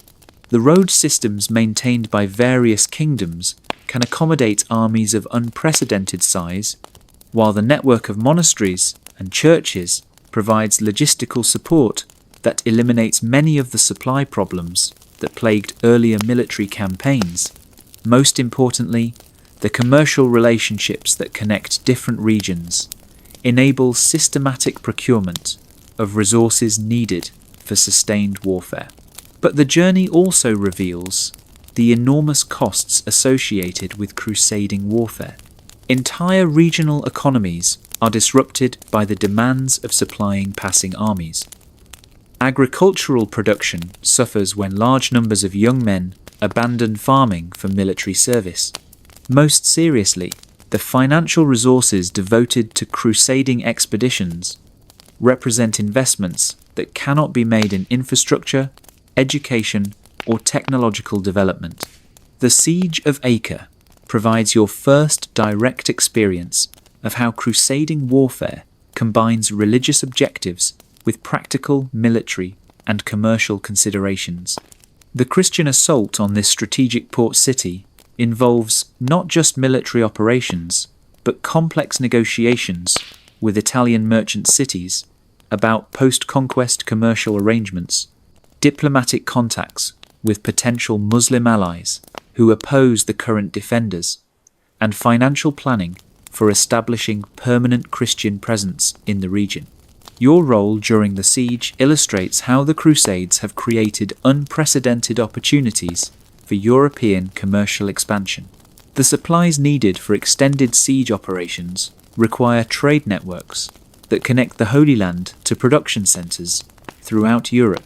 More importantly, the prospect of Christian control over strategic trade routes generates investment and planning for commercial ventures that will operate on truly international scales. The siege's successful conclusion demonstrates both the military capabilities that medieval Europe has developed and the limitations that continue to constrain European expansion. Christian forces prove capable of sophisticated siege warfare, effective coordination between multinational armies, and sustained operations far from home bases. But they also reveal dependence on Muslim administrative systems, limited understanding of local political conditions, and insufficient resources for permanent occupation of conquered territories. Your experiences in the newly established Crusader states provide insight into how European expansion has created hybrid civilizations that combine Christian political control with Islamic administrative expertise and commercial practices. The legal systems that govern these territories blend European feudal law with Islamic commercial law, while architectural and artistic developments represent fusion of Christian, Islamic, and Byzantine traditions. But perhaps most significantly, your involvement in establishing trade relationships between the Crusader states and European commercial networks reveals how the Crusades have accelerated the flow of goods, ideas, and technologies between different civilizations. Islamic mathematical techniques reach European universities, while European military technologies influence Islamic warfare. Most importantly, commercial relationships create personal bonds between Christian and Muslim merchants that transcend the religious conflicts that dominate political relationships. As you prepare for your return journey to Europe, you realize that you've participated in something far more complex than simple religious warfare. The Crusades have created cultural exchanges, commercial opportunities, and technological transfers that are reshaping both European and Islamic civilizations. The medieval world is becoming more interconnected, more commercially sophisticated, and more culturally diverse as a result of these supposedly holy wars. The foundations for Europe's eventual global expansion are being laid through crusading expeditions that combine religious motivation with commercial ambition and military capability. Part 9. The Merchant Princes, 1250 to 1350 CE. The ledger books that line the walls of your counting house tell a story that would have seemed impossible to your crusading grandfather. The systematic accumulation of wealth that rivals the treasuries of kings, built not through conquest or inheritance, but through the patient application of commercial intelligence across trading networks that now span from London to Constantinople, from Novgorod to Alexandria. You have become what was unimaginable in earlier centuries. A merchant whose economic power challenges traditional nobles and whose commercial decisions affect the prosperity of entire kingdoms. The transformation in your family's fortunes represents a broader revolution in medieval European society, where wealth once flowed primarily from agricultural land worked by bound peasants. It now increasingly derives from trade, manufacturing, and financial services that create value through human ingenuity rather than inherited privilege. The great commercial families of Venice, Genoa, Florence, and the Flemish cities have demonstrated that properly organized business enterprises can generate resources that exceed those available to traditional feudal lordships. Your morning routine illustrates the complexity of managing commercial operations that extend across continental distances. Correspondence arrives from agents in a dozen different cities, reporting on everything from harvest conditions in Sicilian grain-producing regions to political developments that might affect trade routes through Germanic territories. Each piece of information requires careful analysis because success in long-distance commerce depends on anticipating market changes before competitors recognize new opportunities or emerging threats. The most significant development this morning involves negotiations with representatives of the Flemish cloth-producing cities about establishing a permanent trading partnership that would give your organization preferred access to their highest quality textiles in exchange for guaranteed supplies of English wool and Spanish raw materials. The complexity of these negotiations reveals how sophisticated medieval commercial relationships have become. Rather than simple buying and selling, modern merchant partnerships involve intricate arrangements about quality standards, delivery schedules, payment terms, currency exchanges, insurance against losses, and dispute resolution mechanisms. The contracts being negotiated will create binding obligations that extend over multiple years and involve merchants in cities that the contracting parties may never visit. Most importantly, these agreements create business relationships that transcend the political boundaries and ethnic divisions that continue to fragment medieval Europe politically. Master Giovanni, the Venetian merchant who leads the Flemish delegation, represents the new breed of international entrepreneur that has emerged during your lifetime. His business operations extend from the spice markets of Constantinople to the banking houses of Florence, from the grain-producing regions of Sicily to the manufacturing centres of northern France. More importantly, his commercial activities have made him wealthy enough to influence political decisions in multiple kingdoms and to maintain private military forces capable of protecting his far-flung business interests. The negotiation sessions with Giovanni provide insight into how the commercial revolution has begun to reshape medieval European politics. Merchant cities like Venice have developed their own foreign policies that sometimes align with and sometimes contradict the objectives of traditional kingdoms. Commercial considerations increasingly influence diplomatic relationships, military alliances, and legal systems. Most significantly, the wealth generated by successful merchants enables them to purchase political influence that challenges traditional aristocratic authority. But Giovanni also represents the risks associated with the new commercial economy. His extensive business operations require constant attention to political developments throughout Europe and the Mediterranean world. Changes in tax policies, trade regulations, or currency valuations can dramatically affect business profitability. Most seriously, disruption of key trade routes, whether through warfare, natural disasters, or political disputes, can threaten the survival of commercial enterprises that depend on maintaining far-flung networks of suppliers and customers. The partnership agreement that emerges from these negotiations illustrates the innovative legal instruments that medieval commerce has developed. Rather than relying on personal relationships or feudal obligations, modern commercial law creates contractual relationships that can be enforced through specialized merchant courts, transferred to heirs or business partners, and modified through systematic procedures that protect all parties' interests.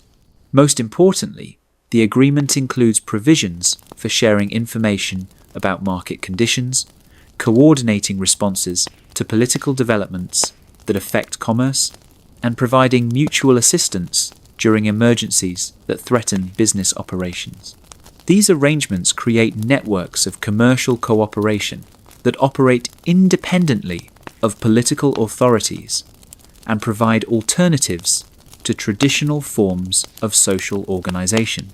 Your involvement in establishing a permanent trading office in London demonstrates how commercial expansion has begun to transform medieval European cities. The warehouse and office complex you construct represents innovations in urban architecture that accommodate the specialized needs of long-distance commerce, secure storage for valuable goods, meeting spaces for international negotiations, and living quarters for merchants and clerks who travel regularly between different commercial centres. But the London office also requires navigating the complex relationships between commercial interests and traditional political authorities. English royal officials demand taxes on imported goods, inspect merchandise for compliance with quality standards, and regulate the activities of foreign merchants.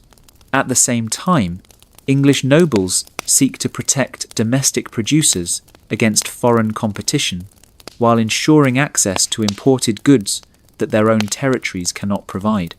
The resolution of these tensions reveals how medieval European governance has begun to adapt to commercial realities. Rather than simply prohibiting foreign trade or allowing unrestricted commercial activity, sophisticated kingdoms are developing regulatory systems that balance competing interests, protecting domestic producers while enabling beneficial imports, generating tax revenue without destroying commercial profitability, and maintaining political authority while accommodating the practical needs of international business operations. Your personal experience establishing relationships with English merchants provides insight into how commercial expansion has created new forms of cultural exchange. The English wool producers you work with have developed specialized breeding techniques that create textiles of unprecedented quality, while Flemish weavers have invented mechanical improvements that dramatically increase production efficiency. Italian bankers have created financial instruments that enable complex international transactions, while German metalworkers have perfected alloys that produce superior weapons and tools. These technical innovations spread rapidly through commercial networks, creating technological advancement that benefits all participants in long-distance trade. More importantly, the personal relationships formed through business dealings create bonds of mutual interest that transcend the political and religious divisions that continue to fragment medieval Europe. English merchants developed genuine friendships with Flemish craftsmen, Italian bankers, and Germanic traders, creating informal networks of cooperation that operate independently of official diplomatic relationships. The establishment of your London office coincides with disturbing reports from the eastern frontiers of Christendom. The Mongol Empire, which has already devastated much of Eastern Europe, continues to threaten the trade routes that connect European commercial centres to Asian sources of luxury goods. The political chaos created by Mongol expansion has disrupted established trading relationships while creating opportunities for merchants bold enough to navigate the new political landscape.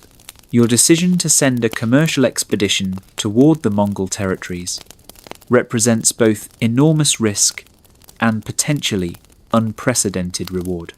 The goods available through direct trade with Asian producers, silk, spices, precious stones, and exotic manufactured items, too, command premium prices in European markets. But the journey requires crossing territories controlled by unfamiliar rulers, whose political objectives and commercial policies remain largely unknown to European merchants. The preparation for this expedition reveals how sophisticated medieval commercial planning has become. Rather than simply loading wagons with trade goods and hoping for the best, your organization conducts systematic intelligence, gathering about political conditions, route security, currency exchange rates, and market demand throughout the planned itinerary. Maps drawn by Islamic geographers are combined with accounts from the few European travelers who have returned from Mongol territories to create the most accurate possible understanding of what the expedition will encounter. Most importantly, the expedition includes not just merchants and guards, but interpreters familiar with multiple languages, diplomats capable of negotiating with foreign authorities, and specialists in various technical fields who can assess the quality and authenticity of unfamiliar goods. This represents a level of organizational sophistication that rivals the planning capabilities of royal governments and military commands. The months spent waiting for news from the Eastern expedition provide time to observe how commercial expansion has begun to transform your home region.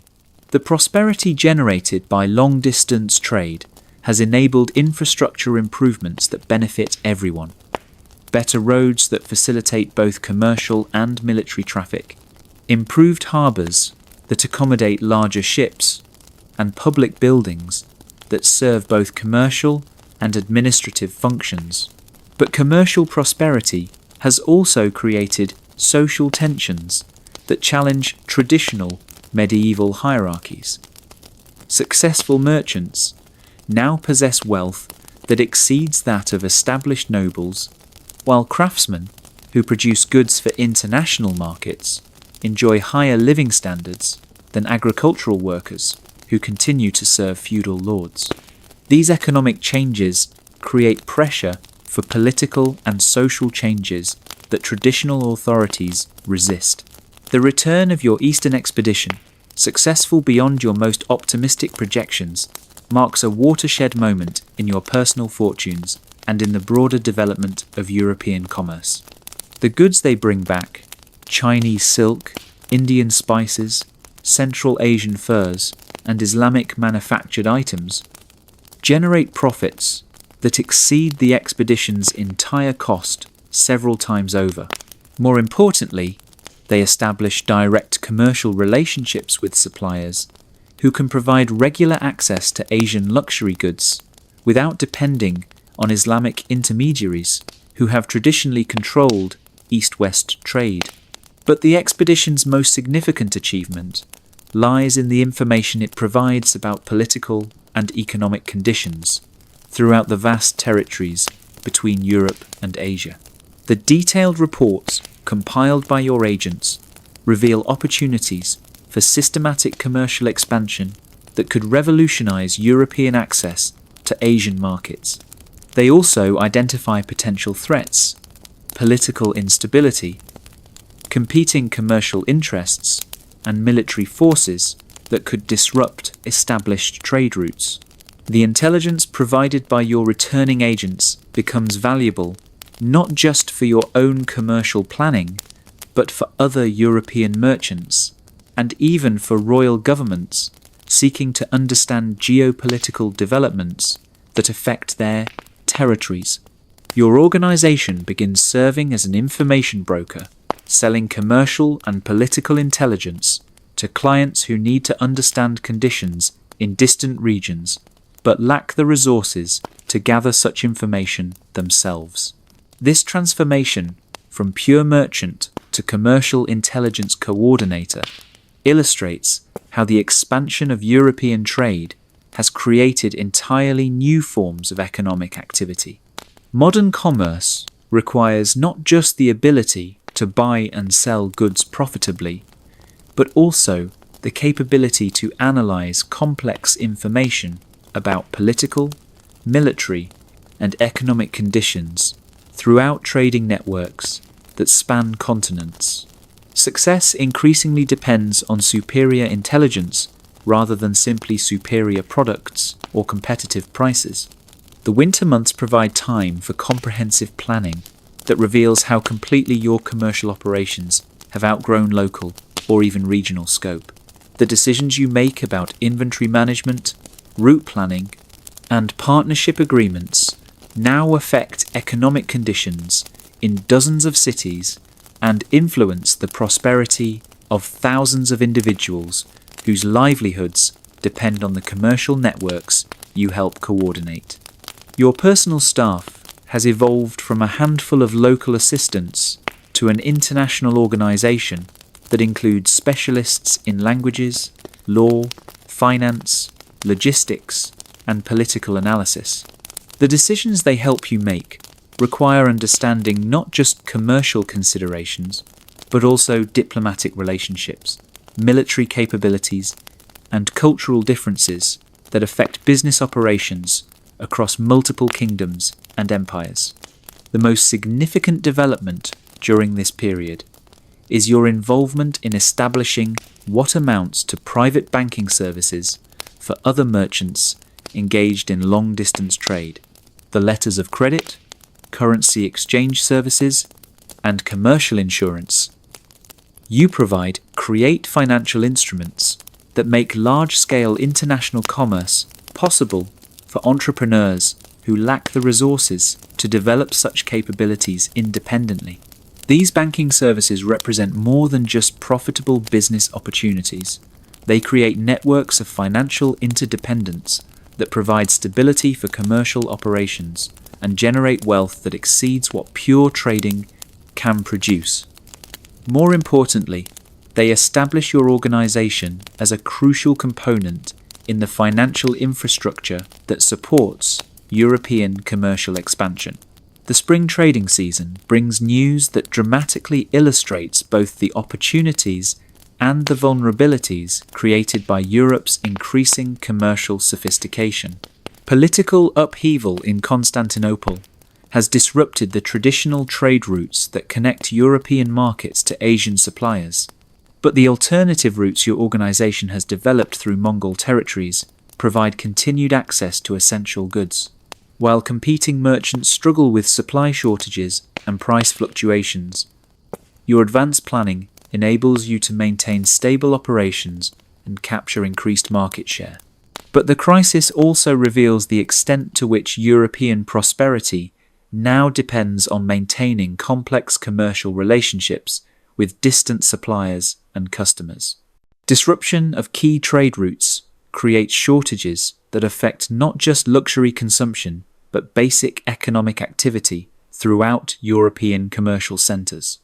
Communities that have specialised in producing goods for international markets suddenly face unemployment and economic hardship when external demand disappears. Your response to this crisis illustrates how successful medieval merchants have learned to balance risk and opportunity in an increasingly interconnected world. Rather than simply accepting reduced profits during difficult periods, you implement systematic strategies for maintaining commercial operations despite political and military disruptions, diversifying supply sources, developing alternative trade routes, and creating financial reserves that enable continued operations during temporary crises. Most importantly, you begin working with other major commercial organizations to create cooperative arrangements that provide mutual support during emergencies and coordinate responses to political developments that affect international trade. These merchant confederations represent new forms of economic organization that operate independently of traditional political authorities, while wielding influence that rivals that of kingdoms and empires.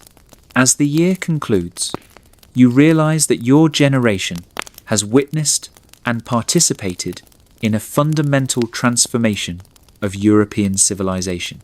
Where previous generations accumulated wealth primarily through agricultural production or military conquest or commercial enterprise, has created prosperity that exceeds anything previously achieved. More importantly, the commercial networks that connect European markets to global suppliers have made European civilization dependent on maintaining relationships with distant peoples whose political objectives and cultural values often conflict European interests. The foundations for Europe's eventual global dominance are being laid through commercial expansion that combines technological innovation, organizational sophistication, and risk-taking entrepreneurship.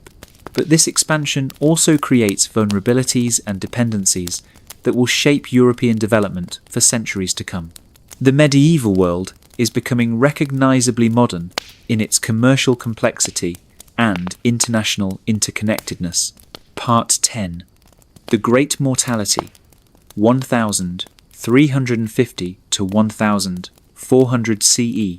The church bells that once marked the hours of prayer now toll constantly for the dead, their bronze voices creating a soundtrack of despair that seems to emanate from the very stones of your once prosperous city. The Black Death arrived 3 months ago with a merchant caravan from Kaffa, and in that brief span, it has transformed your world more completely than centuries of war, famine, or political upheaval ever managed. Half the population is dead or fled, and the survivors move through nearly empty streets like ghosts haunting the ruins of their former lives. Your counting house, which once buzzed with the activity of international commerce, now serves as a makeshift hospital where you tend to the dying with whatever knowledge of medicine your commercial travels have provided. The ledger books that once recorded profitable transactions across continental trade networks now document a different kind of accounting. Lists of the dead, inventories of abandoned property, and desperate calculations about whether enough people will survive to maintain basic social functions. The plague's arrival in your city followed patterns that have become grimly familiar across European commercial centres. Ships carrying infected rats docked at harbours that had previously welcomed international trade. Merchants who had unknowingly contracted the disease spread it through the very commercial networks that had brought prosperity to medieval Europe. Within weeks, the population centres that had grown wealthy through long-distance commerce became death traps where the disease could spread with terrifying efficiency. Master Francesco, the Genoese merchant whose partnership had made you wealthy beyond your grandfather's dreams, died in your own house after collapsing during what was supposed to be routine negotiations about next season's trading plans. His death illustrated the plague's complete disregard for social status, commercial success, or international connections. The disease killed merchants and peasants, nobles and craftsmen, clergy and laypeople with equal efficiency, creating a democracy of death that medieval society had never experienced. The breakdown of commercial networks that had seemed so permanent and profitable reveals how dependent European prosperity had become on maintaining complex international relationships. Trade routes that had operated reliably for generations simply ceased to function when too many merchants, sailors, and support personnel succumbed to plague. Ships sit rotting in harbours because no one remains alive to unload them. Caravans abandon valuable cargoes when their personnel die en route between commercial centres. Your own survival through the initial outbreak seems almost accidental, but it provides opportunities to observe how quickly and completely social systems collapse when population levels fall below critical thresholds. The city government ceases to function when too many officials die to maintain administrative continuity. Guild organisations that had regulated craft production for centuries dissolve when entire workshops succumb to plague. Most seriously, the agricultural systems that supply urban populations break down when rural communities lose the personnel needed for planting, tending, and harvesting crops. The religious response to the plague reveals both the strengths and limitations of medieval Christianity. When confronted with catastrophe that exceeds all previous experience, churches remain open throughout the crisis, providing spiritual comfort and practical assistance to plague victims and their families. Many clergy demonstrate remarkable courage by continuing to perform their duties despite extreme personal risk. But the Church's inability to halt or even significantly slow the plague's advanced challenges fundamental assumptions about divine justice and the efficacy of prayer.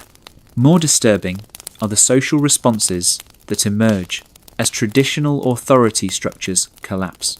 Bands of flagellants march through the city, practicing extreme forms of penance that they believe will persuade God to end the plague. Anti-Semitic violence erupts based on conspiracy theories that blame Jewish communities for causing the disease through well poisoning or other malicious acts. Most seriously, some survivors abandon all moral restraints, engaging in violence, theft, and other antisocial behaviour based on the assumption that normal social rules no longer apply. Your efforts to maintain some semblance of commercial activity during the crisis reveal how completely the plague has disrupted the economic relationships that had made medieval European prosperity possible. Suppliers who had previously provided reliable access to essential goods have either died or fled to remote locations where they hoped to escape infection. Customers who had generated steady demand for your services have either succumbed to plague or lost the resources needed to engage in commercial transactions. Most challengingly, the currency systems that had facilitated complex international commerce begin to break down when governments lack the personnel needed to maintain monetary policies and when reduced population levels eliminate much of the demand that had given money its value. Barter arrangements that had seemed primitive compared to sophisticated financial instruments become necessary for basic survival as traditional economic systems cease to function. Yet even in this desperate situation, you begin to recognize opportunities that will reshape European society in ways that would have been impossible before the plague. The massive die-off has created acute labor shortages that give surviving workers unprecedented bargaining power with employers. Agricultural workers who had been bound to feudal estates can now demand wages and working conditions that would have been unthinkable before the plague reduced the available workforce. Similarly, craftsmen and skilled workers who survive the plague find themselves in positions to demand higher compensation and better working conditions from employers who desperately need their services.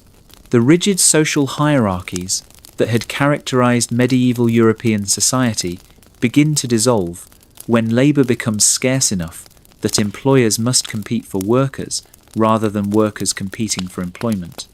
Your own adaptation to these changing conditions illustrates how the plague has created opportunities for social and economic advancement that challenge traditional medieval structures.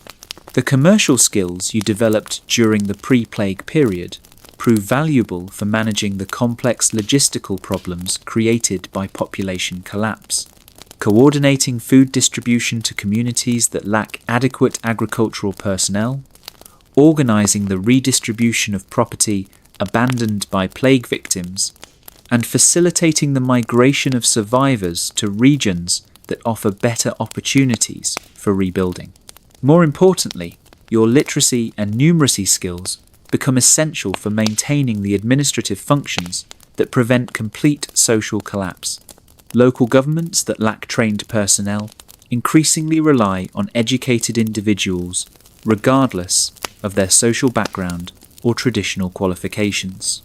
This creates opportunities for rapid advancement that would have required generations to achieve under normal medieval conditions.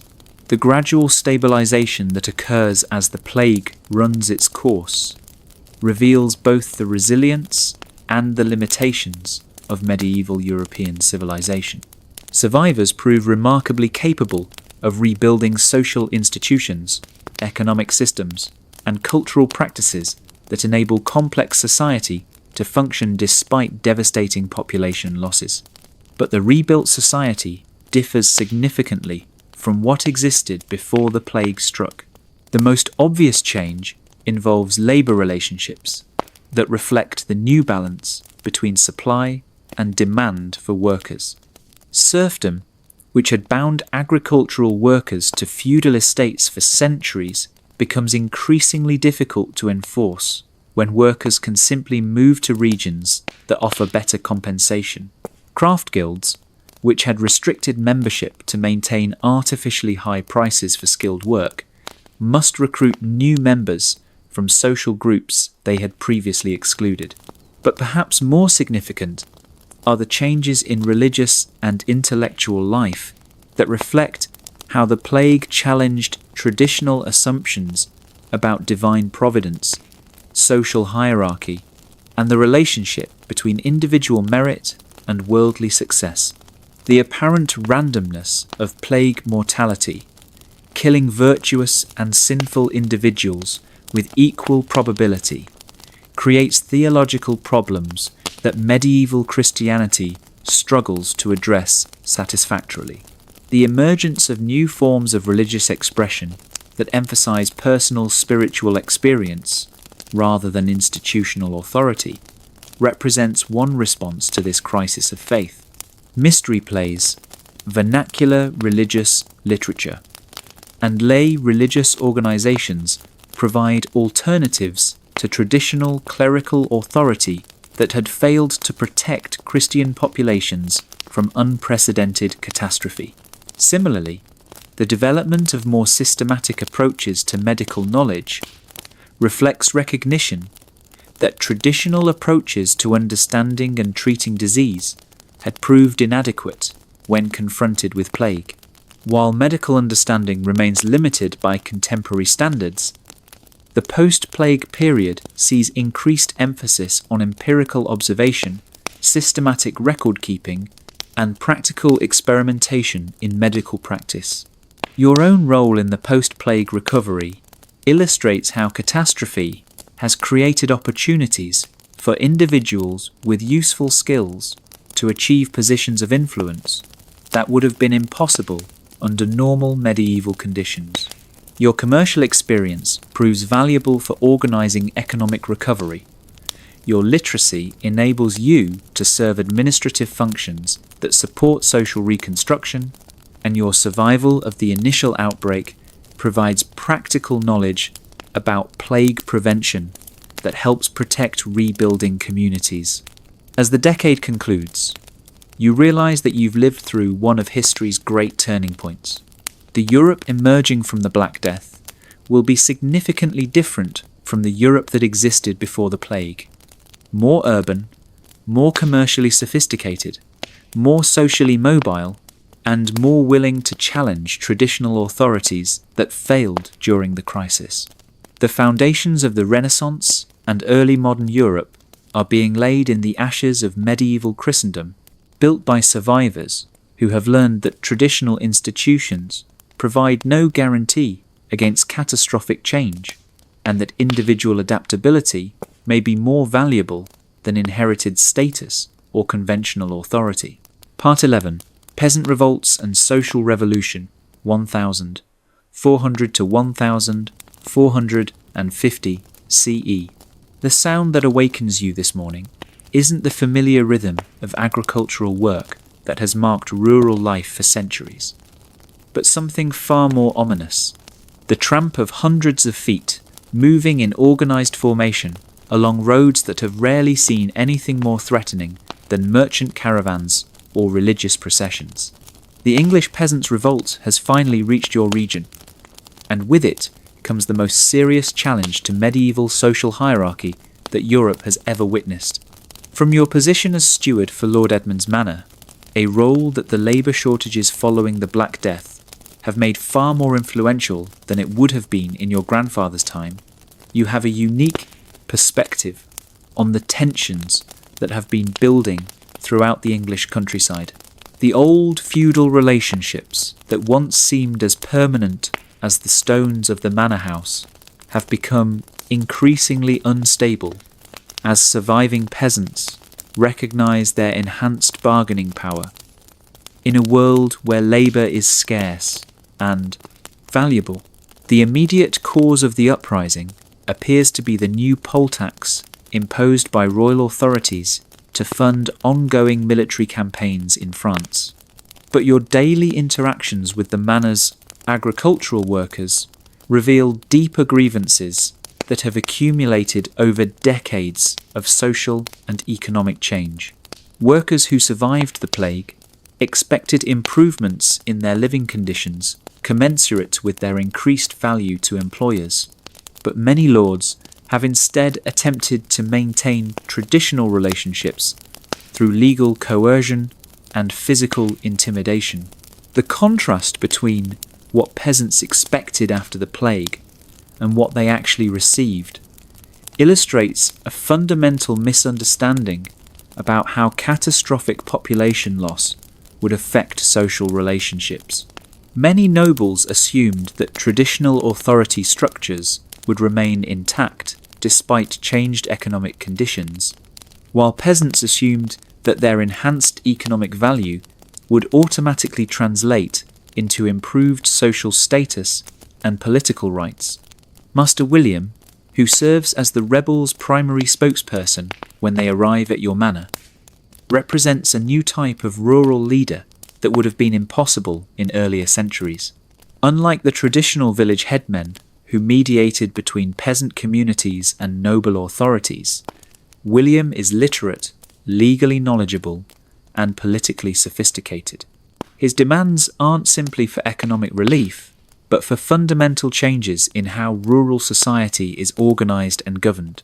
The document that William presents to Lord Edmund, written in English rather than Latin, and filled with legal terminology that demonstrates sophisticated understanding of contemporary law, demands the abolition of serfdom, the reduction of feudal obligations to reasonable levels, and the establishment of standard wages for agricultural work.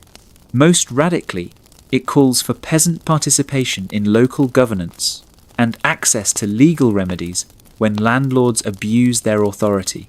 Lord Edmund's response reveals how unprepared traditional authorities are for systematic challenges to feudal relationships. His initial reaction combines outrage at peasant presumption with genuine confusion about how to respond to organised resistance that operates within legal frameworks, rather than simply expressing itself through violence or flight. The careful, legalistic language of the peasant demands makes it impossible to dismiss them as mere lawlessness, while their political sophistication suggests coordination that extends far beyond local grievances.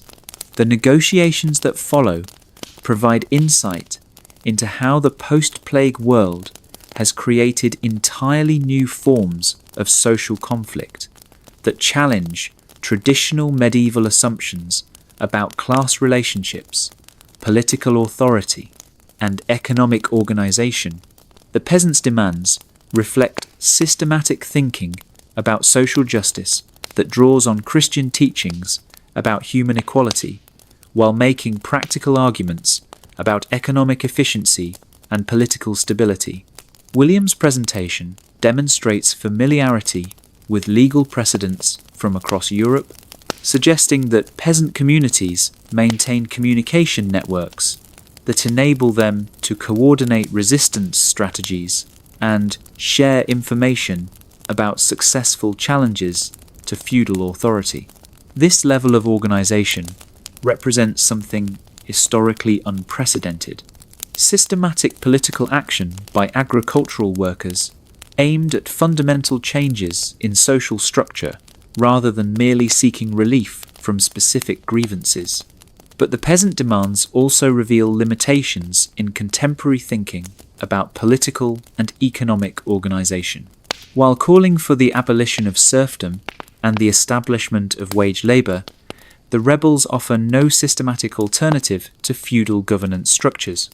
Their vision of improved social relations remains essentially medieval in its assumptions about hierarchy and authority, even as it challenges specific aspects of current arrangements.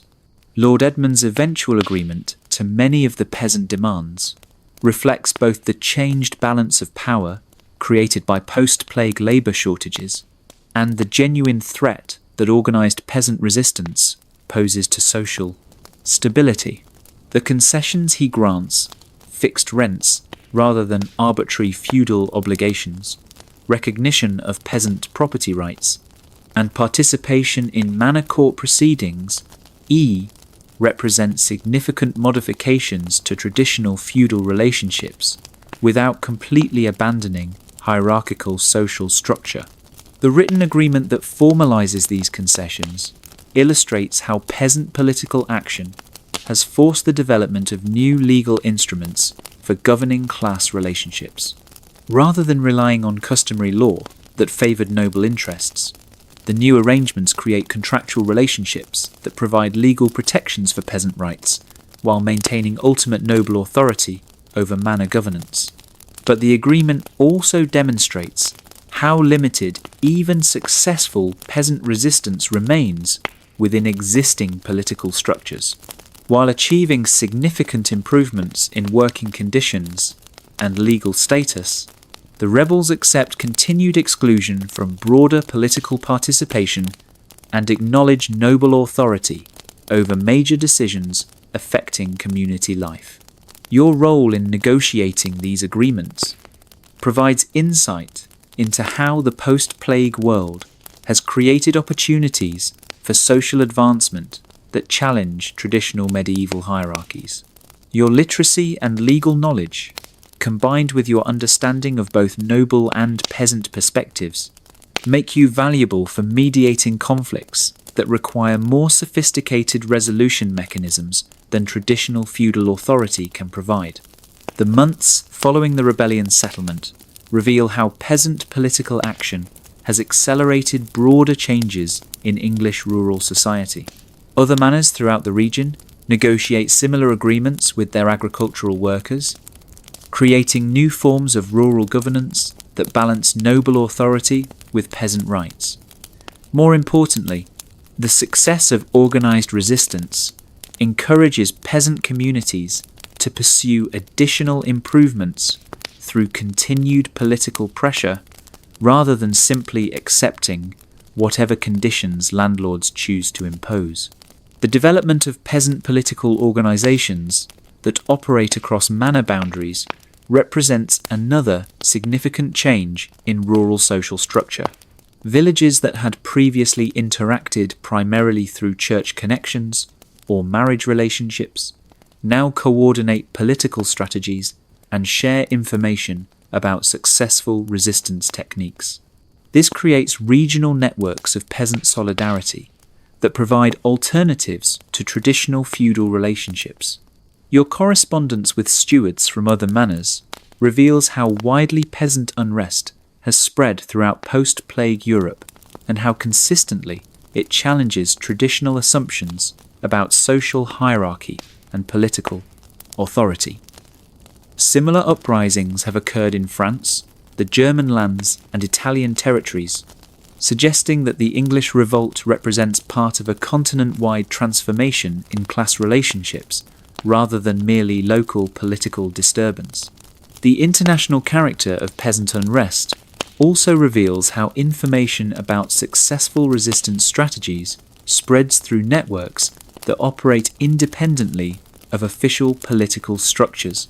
Peasant communities learn about effective organizational techniques, legal strategies, and negotiation tactics through informal communication that enables coordinated action across vast distances and political boundaries.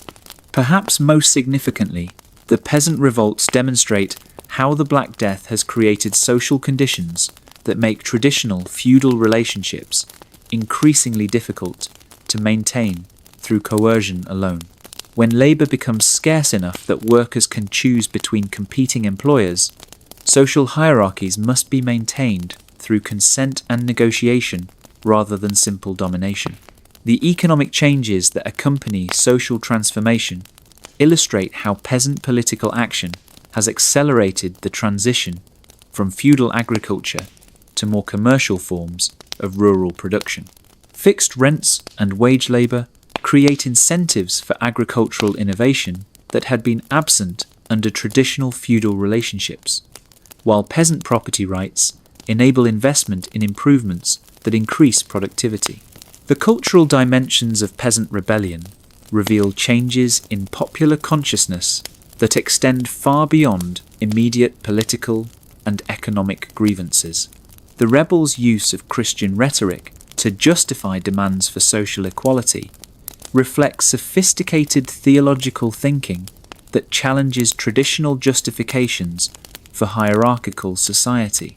References to natural law and common rights demonstrate familiarity with intellectual traditions that had previously been monopolized by educated elites. The development of vernacular political literature that articulates peasant grievances and demands represents another significant cultural development. Written materials that explain legal rights, describe successful resistance strategies, and provide theological justification for challenging social hierarchy create shared intellectual frameworks that enable coordinated political action across dispersed rural communities. As the year concludes, you realize that you've witnessed something historically unprecedented. the emergence of popular political movements capable of forcing systematic changes in social structure through organized resistance rather than violent revolution. The peasant revolts represent not just responses to immediate grievances, but the beginning of long-term transformation in European class relationships that will eventually contribute to the development of more democratic political institutions. The medieval world of fixed social hierarchies and unchallenged noble authority is giving way to a more fluid society where political power must be negotiated rather than simply assumed, where economic relationships require consent from all parties, and where traditional authorities must justify their privileges rather than taking them for granted. Part 12. The New Learning, 1450 to 1500 CE. The manuscript you're copying this morning represents something that would have seemed impossible to scholars just 50 years ago. A medical treatise written in the vernacular English rather than Latin, illustrated with anatomical drawings based on actual dissection rather than ancient texts, and intended for distribution to practicing physicians rather than confinement within university libraries. The revolution in learning that has swept through Europe during your lifetime has transformed not just how knowledge is created and preserved, but who has access to it and how it shapes daily life. Your scriptorium, established in what was once Lord Edmund's private chapel, serves a clientele that reflects the dramatic changes in European intellectual life. University-trained physicians commission copies of practical medical texts that incorporate recent discoveries about human anatomy and disease treatment. Merchant families purchase vernacular histories and literary works that enable them to participate in cultural conversations previously restricted to clerical elites. Most remarkably, craftsmen and artisans seek technical manuals that document innovations in metalworking, architecture, and mechanical engineering. The transformation in intellectual life becomes particularly apparent when Master Johannes arrives from Mainz with examples of a revolutionary new technology, books produced using movable metal type rather than hand copying. The implications of this printing innovation extend far beyond mere efficiency in book production. When texts can be reproduced quickly and cheaply, knowledge becomes accessible to social groups who could never afford hand-copied manuscripts, while authors can reach audiences that would have been impossible under traditional publishing arrangements. Johannes demonstrates the printing process using equipment that represents centuries of accumulated innovation in metallurgy, precision manufacturing, and chemical processing. The metal type requires alloys that maintain sharp edges through repeated use, while the ink must adhere properly to both metal and paper without smearing during the printing process. Most importantly, the paper itself represents technological advances that have made high-quality writing surfaces available at costs that support mass production. But the most significant aspect of Johannes's visit lies in the manuscripts he has selected for printing, not traditional religious or classical texts, but contemporary works that address practical problems facing ordinary people. A vernacular guide to agriculture that incorporates recent innovations in crop rotation and soil management. A medical manual that describes plague prevention techniques based on empirical observation rather than ancient authority. Most controversially, a political treatise that questions traditional justifications for noble authority and proposes alternative forms of governance. The selection of texts for printing reveals how the new learning has begun to challenge traditional medieval assumptions about knowledge, authority, and social organization. Rather than simply preserving ancient wisdom or documenting religious doctrine, contemporary scholars increasingly focus on understanding and manipulating the natural world to solve practical problems and improve human welfare. Your involvement in preparing manuscripts for printing, provides direct exposure to intellectual developments that are reshaping European civilization. The medical texts you help prepare incorporate anatomical knowledge gained through systematic dissection of human corpses, a practice that had been prohibited by church authorities for centuries, but is now accepted as necessary for advancing medical understanding. The agricultural manuals document experimental techniques that have increased crop yields beyond anything achieved through traditional farming methods. Most remarkably, the historical works you copy reflect new approaches to understanding the past that emphasize critical analysis of sources rather than accepting traditional accounts without question. These historians compare different versions of events, analyze the motivations of historical actors, and attempt to understand how political, economic, and social factors interact to shape human affairs. The university connections that enable your scriptorium to access cutting-edge scholarship reveal how the new learning has created intellectual networks that span the entire continent. Scholars in Italian universities correspond regularly with colleagues in Paris, Oxford, and Prague, sharing research findings and debating theoretical questions through letters that circulate among learned communities throughout Europe. But these intellectual networks also demonstrate how the new learning has begun to challenge traditional church authority over education and scholarship. University curricula increasingly include subjects that had been excluded from medieval education. Natural philosophy, based on empirical observation rather than religious doctrine. Political theory that questions traditional authority structures, and practical subjects like medicine and engineering that serve secular rather than spiritual objectives. The visit from Master Giorgio, an Italian scholar who has travelled throughout Europe studying different educational approaches, provides insight into how intellectual revolution has created new forms of cultural competition between European regions. Italian city-states have developed educational institutions that emphasize practical skills needed for commercial and political success, while Northern European universities continue to focus primarily on traditional, religious, and classical subjects. Giorgio's descriptions of Italian educational innovations, schools that teach mathematics needed for commercial calculation, rhetoric designed for political persuasion, and natural philosophy aimed at technological innovation, to suggest alternative models for organizing intellectual life that challenge traditional medieval approaches.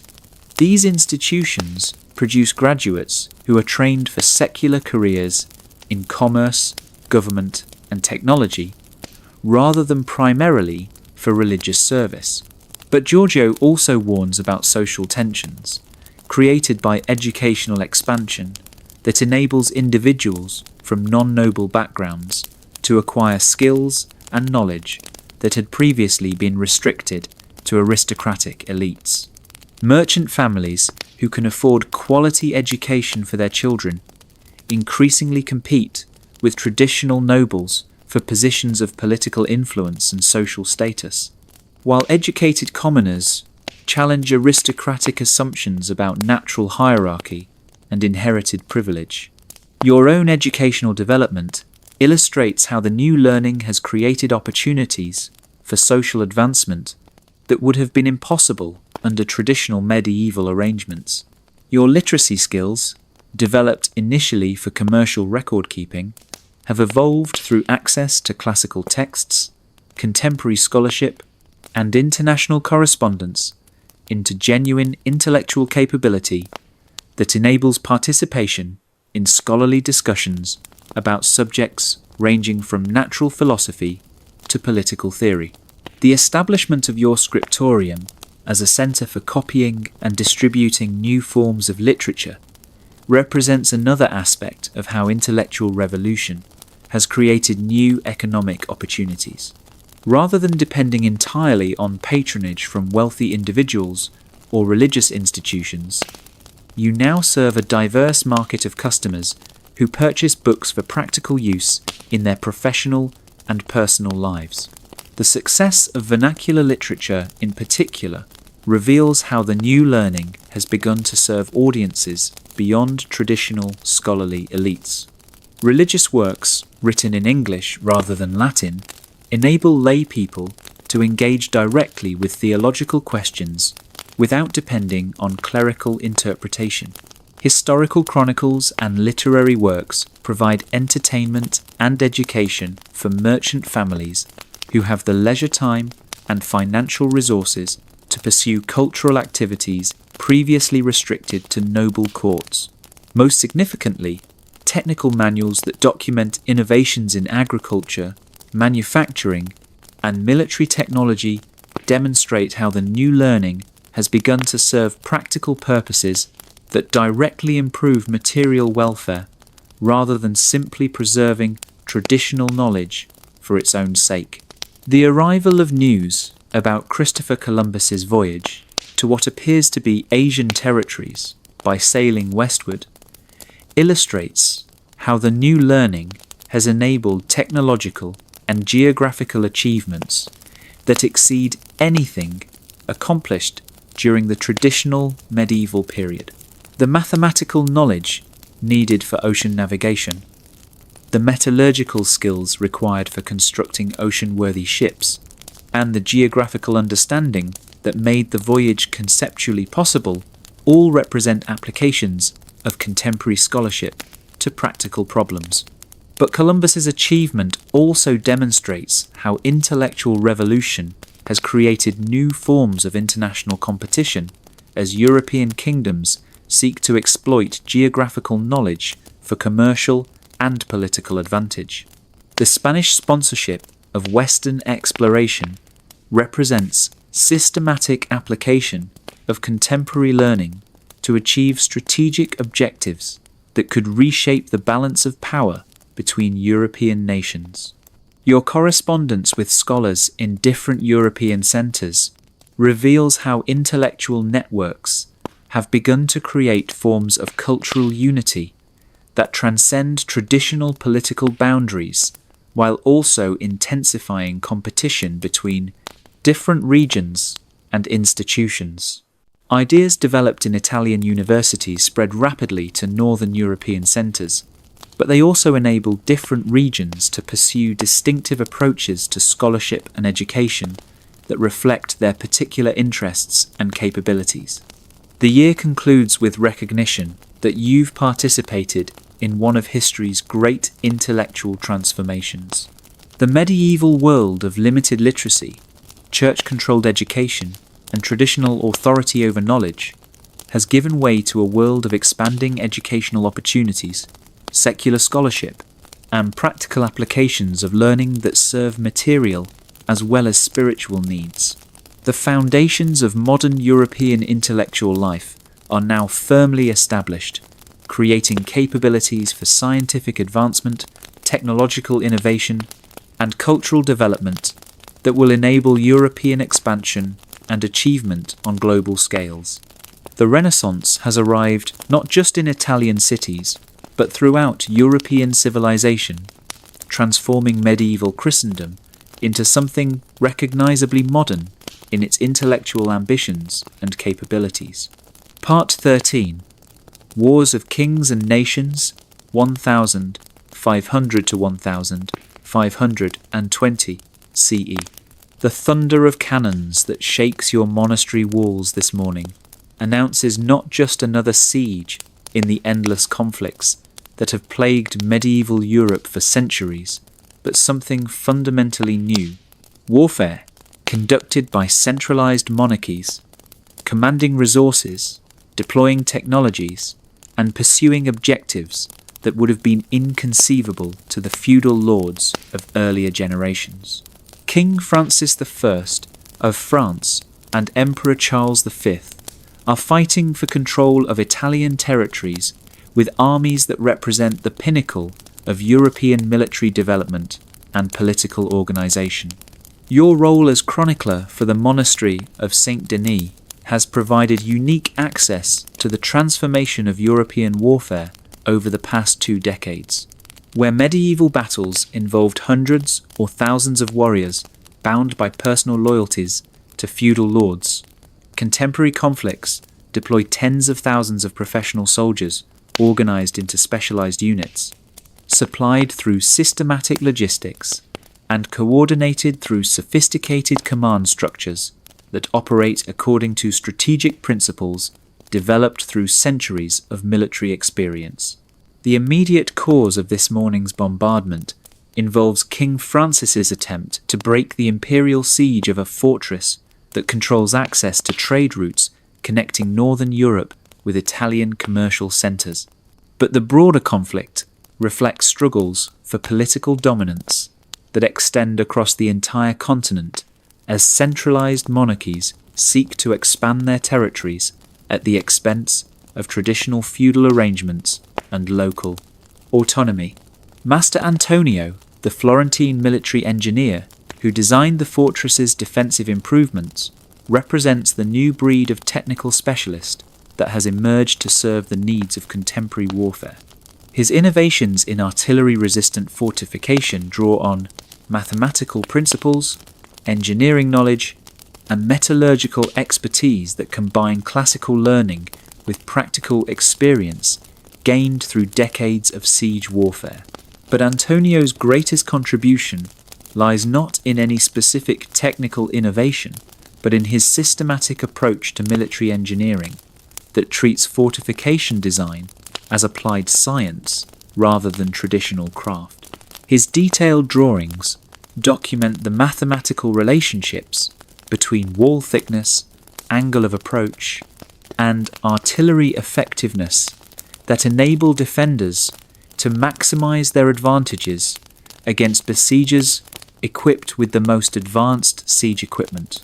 The siege itself illustrates both the capabilities and limitations of contemporary European military technology.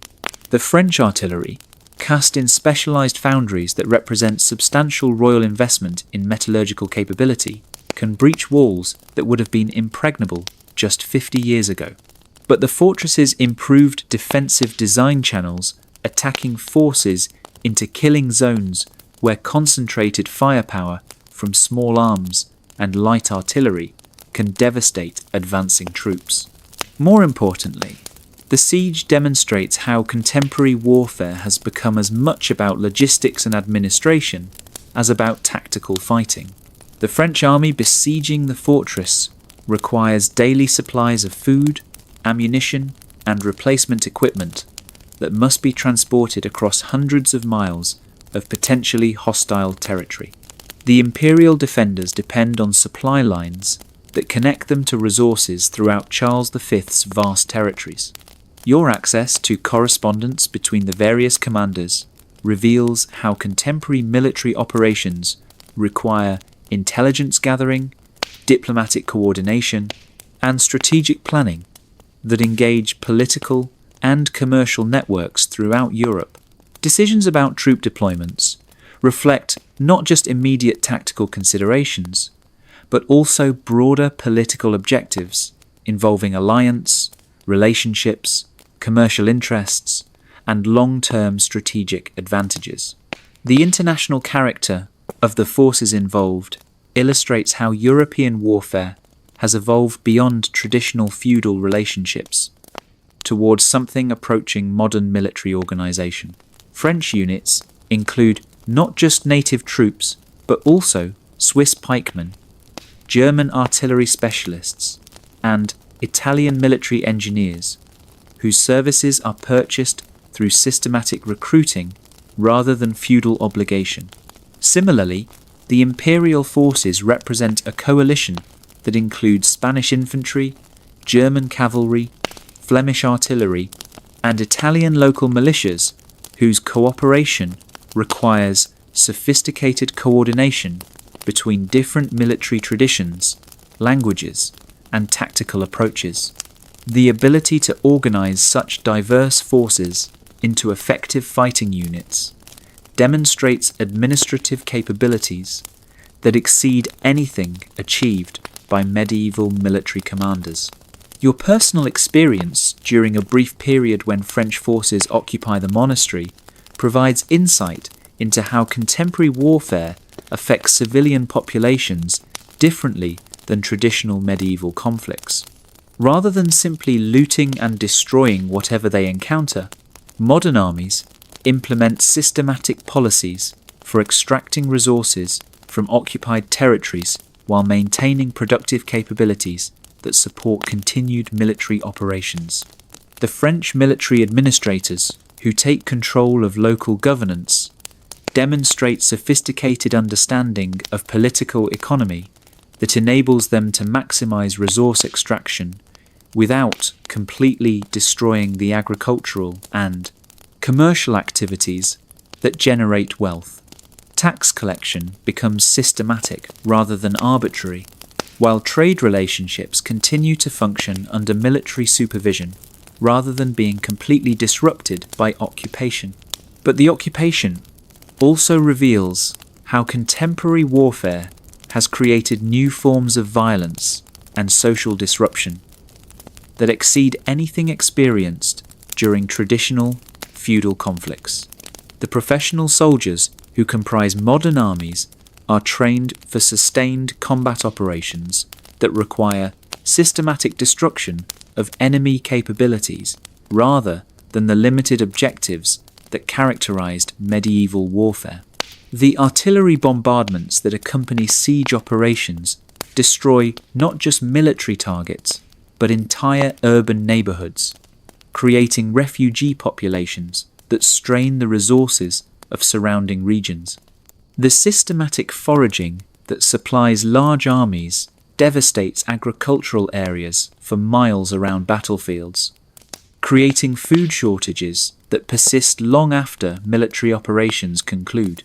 Most seriously, the diseases that accompany large concentrations of soldiers spread rapidly through civilian populations that lack resistance to infections imported from distant regions.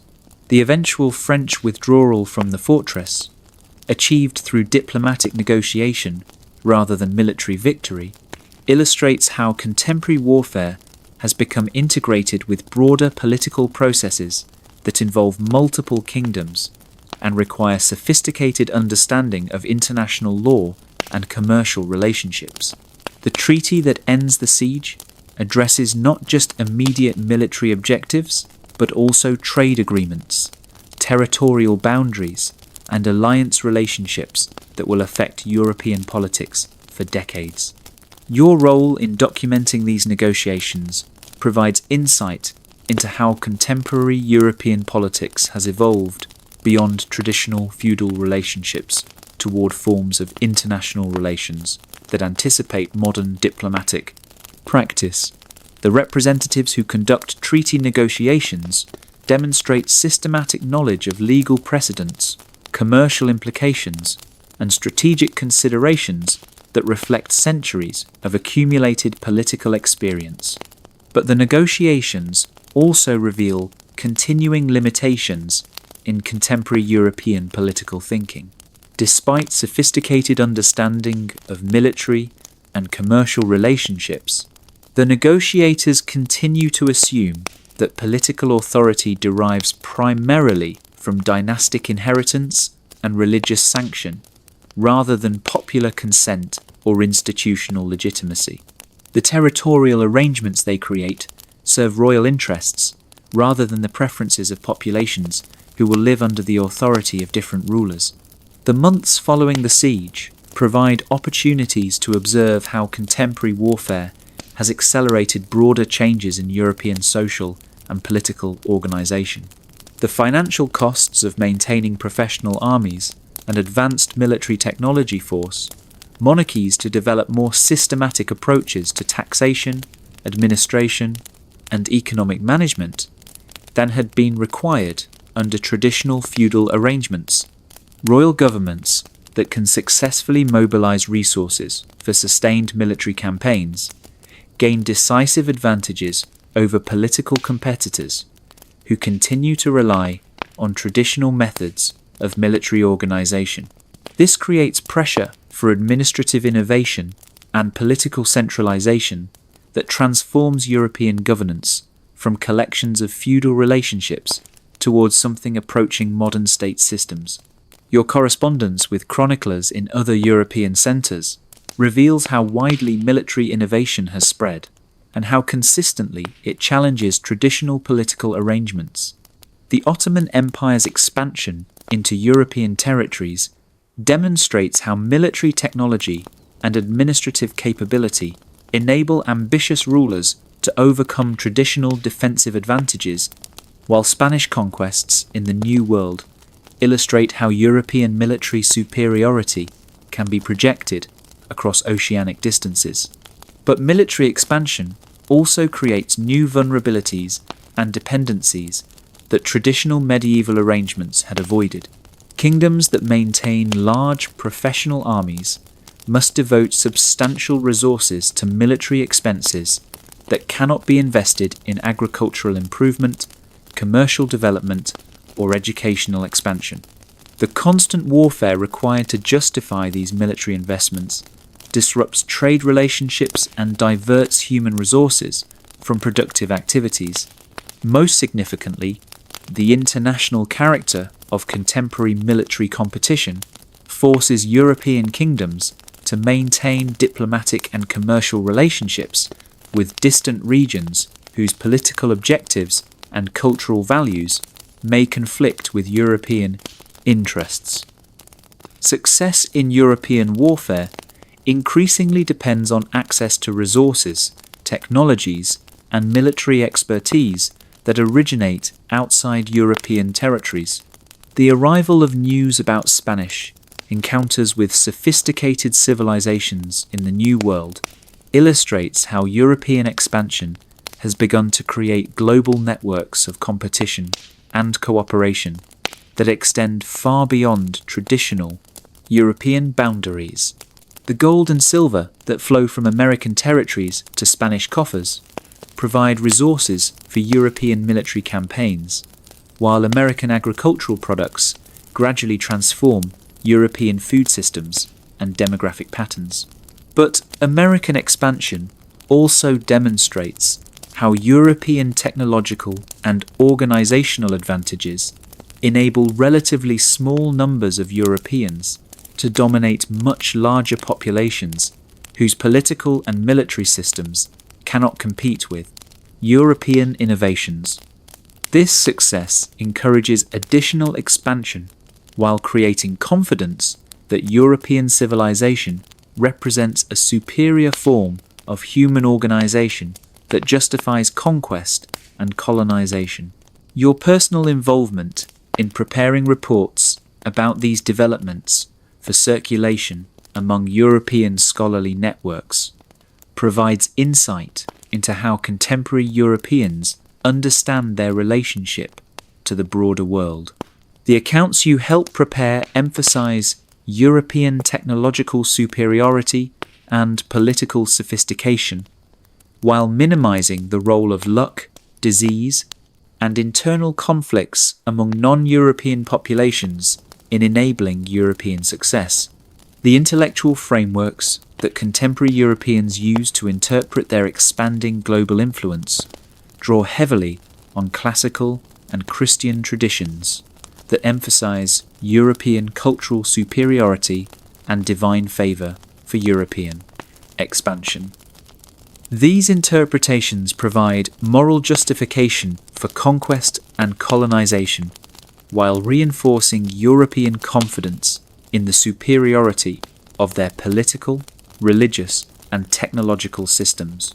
The establishment of permanent diplomatic relationships between European kingdoms represents another significant development that reflects the growing sophistication of international relations.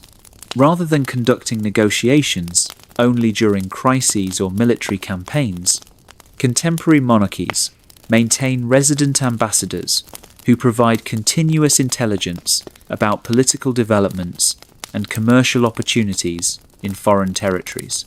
These diplomatic networks create information systems that enable European rulers to coordinate their policies more effectively, while also intensifying competition for strategic advantages.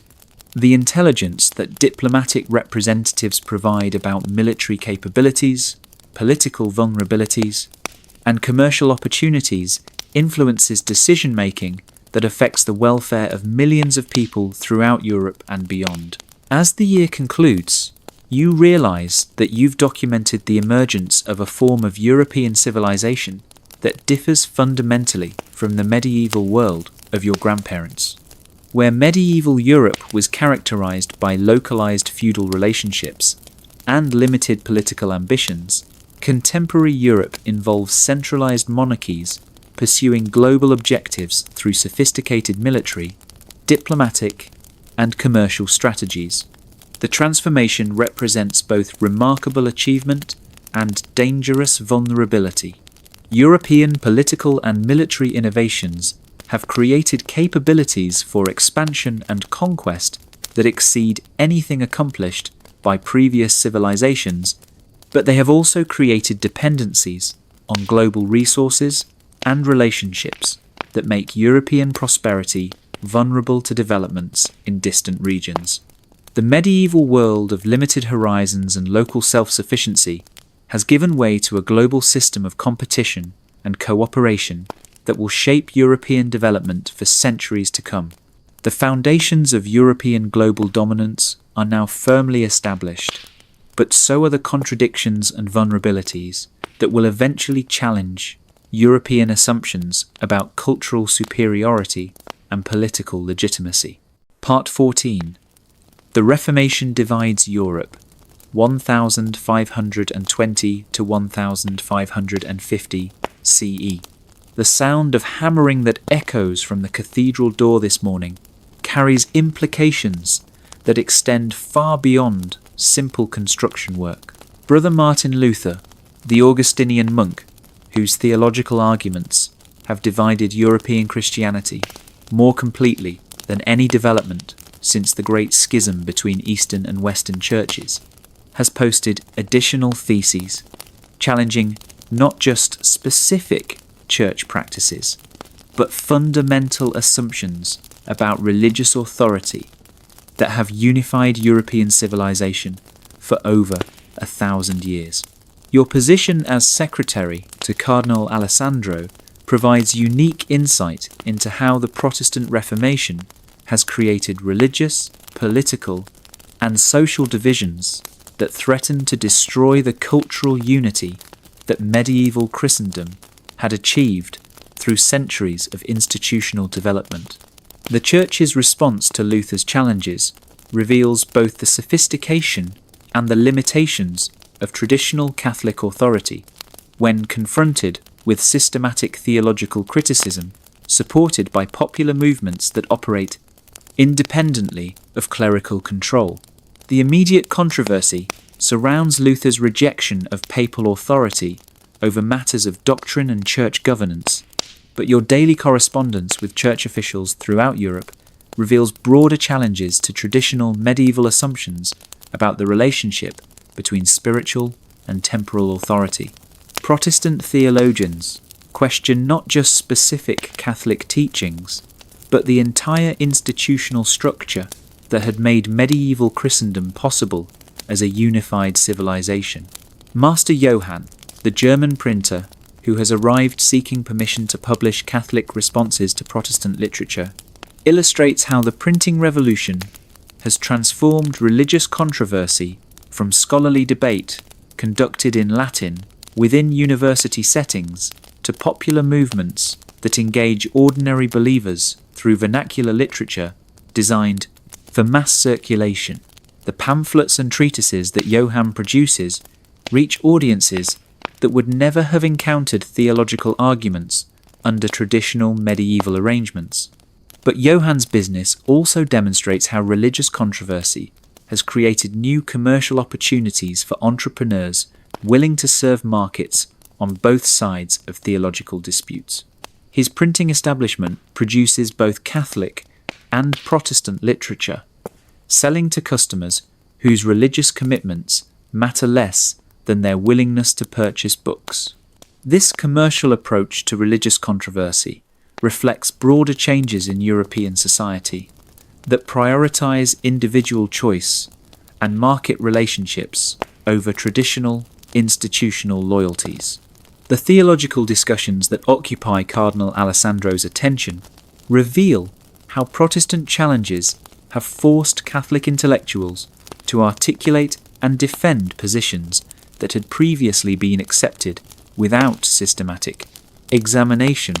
The doctrine of papal infallibility, the role of tradition in interpreting Scripture, and the relationship between faith and works all require sophisticated theological analysis that demonstrates the intellectual sophistication of contemporary Catholic scholarship. But these discussions also reveal limitations in traditional Catholic responses to Protestant criticism. Church officials who have spent their careers within institutional frameworks that assumed universal acceptance of Catholic authority struggle to develop arguments that can persuade audiences already skeptical of church claims. The legal and administrative expertise that made medieval church governance effective proves less useful for theological controversies that question fundamental premises rather than challenging specific applications. Your involvement in preparing Cardinal Alessandro's correspondence with other church leaders provides detailed insight into how the Reformation has created political complications that extend far beyond purely religious concerns. Protestant movements have gained support from secular rulers who see religious reform as opportunities to reduce church influence over their territories and to appropriate church wealth for their own purposes. The alliance between Protestant theology and secular political ambitions creates challenges for Catholic authorities that require diplomatic as well as theological responses. Church leaders must navigate relationships with Catholic monarchs whose political interests don't always align with church institutional needs, while developing strategies for countering Protestant influence that don't compromise essential Catholic teachings. The imperial politics that surround religious controversy illustrate how the Reformation has become integrated with broader European conflicts over political authority and territorial control. Emperor Charles V's attempts to maintain Catholic unity within his territories must be balanced against his need for political support from German princes, whose religious preferences increasingly determine their political loyalties.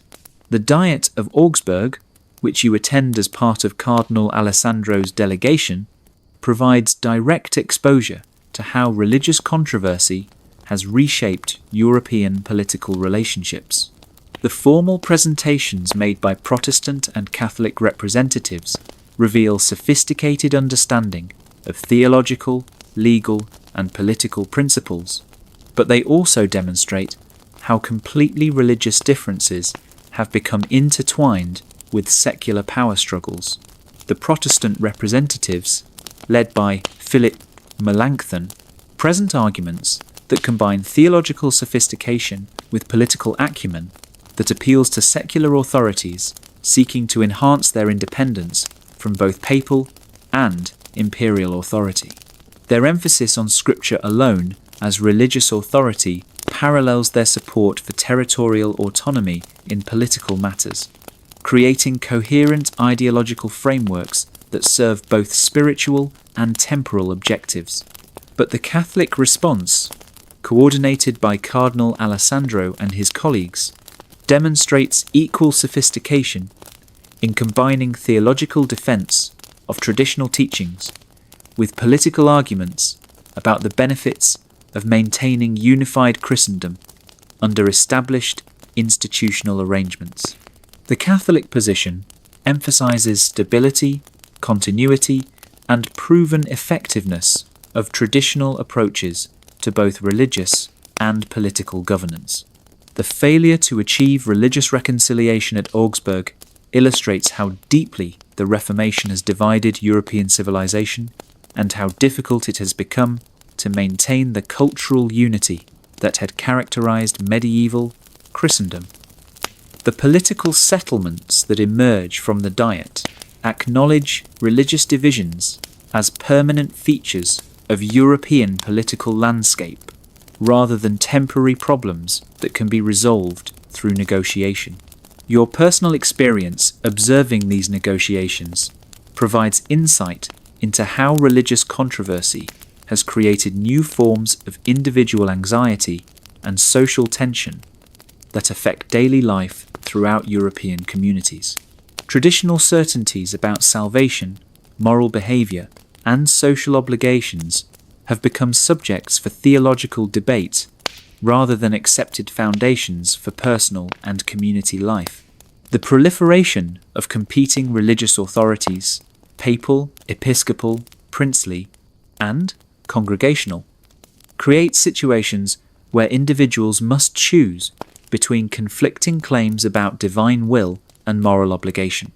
These choices have profound implications, not just for personal spiritual welfare, but also for political loyalty, economic relationships, and social status within communities that are increasingly divided along religious lines.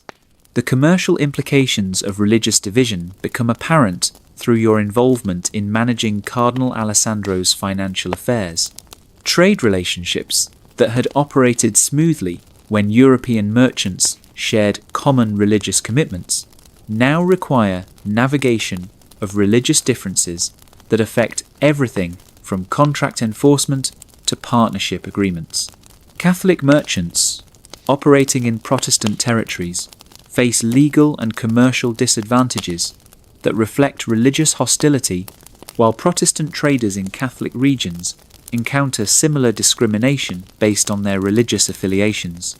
These commercial complications create pressure for the development of more secular approaches to business relationships that minimize the importance of religious differences. But religious division also creates new commercial opportunities for entrepreneurs willing to serve markets on both sides of theological disputes. Publishers like Johann develop profitable businesses, producing literature for both Catholic and Protestant audiences, while craftsmen who produce religious artifacts adapt their products to serve the distinctive needs of different religious traditions. The military implications of religious division become increasingly apparent as the decade progresses, and European kingdoms choose sides in conflicts that combine religious and political objectives. The professional armies that had been developed for territorial expansion now face deployment in religious wars that involve different types of motivation and different strategic objectives than traditional secular conflicts. Catholic and Protestant military forces demonstrate equal competence in conventional warfare, but their religious commitments create additional complications for military commanders, who must maintain discipline and morale among troops, whose spiritual concerns may conflict with tactical necessities. Religious warfare proves more brutal and less amenable to traditional diplomatic resolution than secular conflicts had been. Your correspondence with church officials in different European regions reveals how widely religious division has spread, and how systematically it has disrupted traditional relationships between church and secular authorities. Even regions that remain officially Catholic experience internal tensions between supporters of traditional arrangements and advocates for reform that would reduce church political influence while maintaining Catholic theological commitments. The development of distinctively Protestant forms of social organization illustrates how religious reform has created alternative models for organizing community life that challenge Catholic assumptions about the proper relationship between spiritual and temporal authority. Protestant communities that emphasize scriptural authority and congregational governance develop democratic practices that influence political thinking beyond purely religious contexts. But Protestant experiments in social organization also reveal limitations in attempts to create communities based primarily on shared religious commitment rather than traditional political and economic relationships. Internal conflicts over theological questions and disagreements about practical governance issues demonstrate that religious unity alone cannot provide sufficient foundation for stable social organization. As the decade concludes, you realize that you've witnessed the permanent fragmentation of European religious unity and the emergence of competing forms of Christian civilization that will shape European development for centuries. The medieval synthesis that had combined classical learning, Christian faith, and Germanic political traditions into unified Christendom has dissolved into competing systems that claim exclusive legitimacy while actually depending on mutual interaction and competition. The Europe emerging from the Reformation will be more intellectually diverse, more politically complex, and more economically dynamic than medieval Christendom had been, but it will also be more violent, more divided, and more vulnerable to internal conflicts that threaten the stability and prosperity that medieval unity had provided. The foundations of modern European pluralism are being laid through religious controversies that will eventually contribute to secular political institutions and individual rights that transcend traditional religious and political boundaries. Part 15. The Dawn of a New Age, 1550 to 1600 CE. The astrolabe you hold in your weathered hands this morning, crafted by Master Rodriguez in Toledo, using techniques that combine Islamic mathematical knowledge with Christian metallurgy, and financed by Portuguese merchants seeking navigational advantages for Atlantic exploration, represents everything that medieval Europe has become, and everything it is about to become. As royal cartographer to King Philip II, you've spent your life documenting the transformation of a fragmented, inward-looking continent into a global civilization capable of reshaping the world. Your workroom overlooks Seville's bustling harbour, where ships from the Indies unload silver that will finance European armies, spices that will transform European cuisine, and exotic goods that will reshape European material culture. The contrast with the isolated agricultural communities where your ancestors lived their entire lives, within walking distance of their birthplaces, could hardly be more complete. Europe has become the centre of global networks that connect continents and civilizations in ways that would have been unimaginable to medieval minds.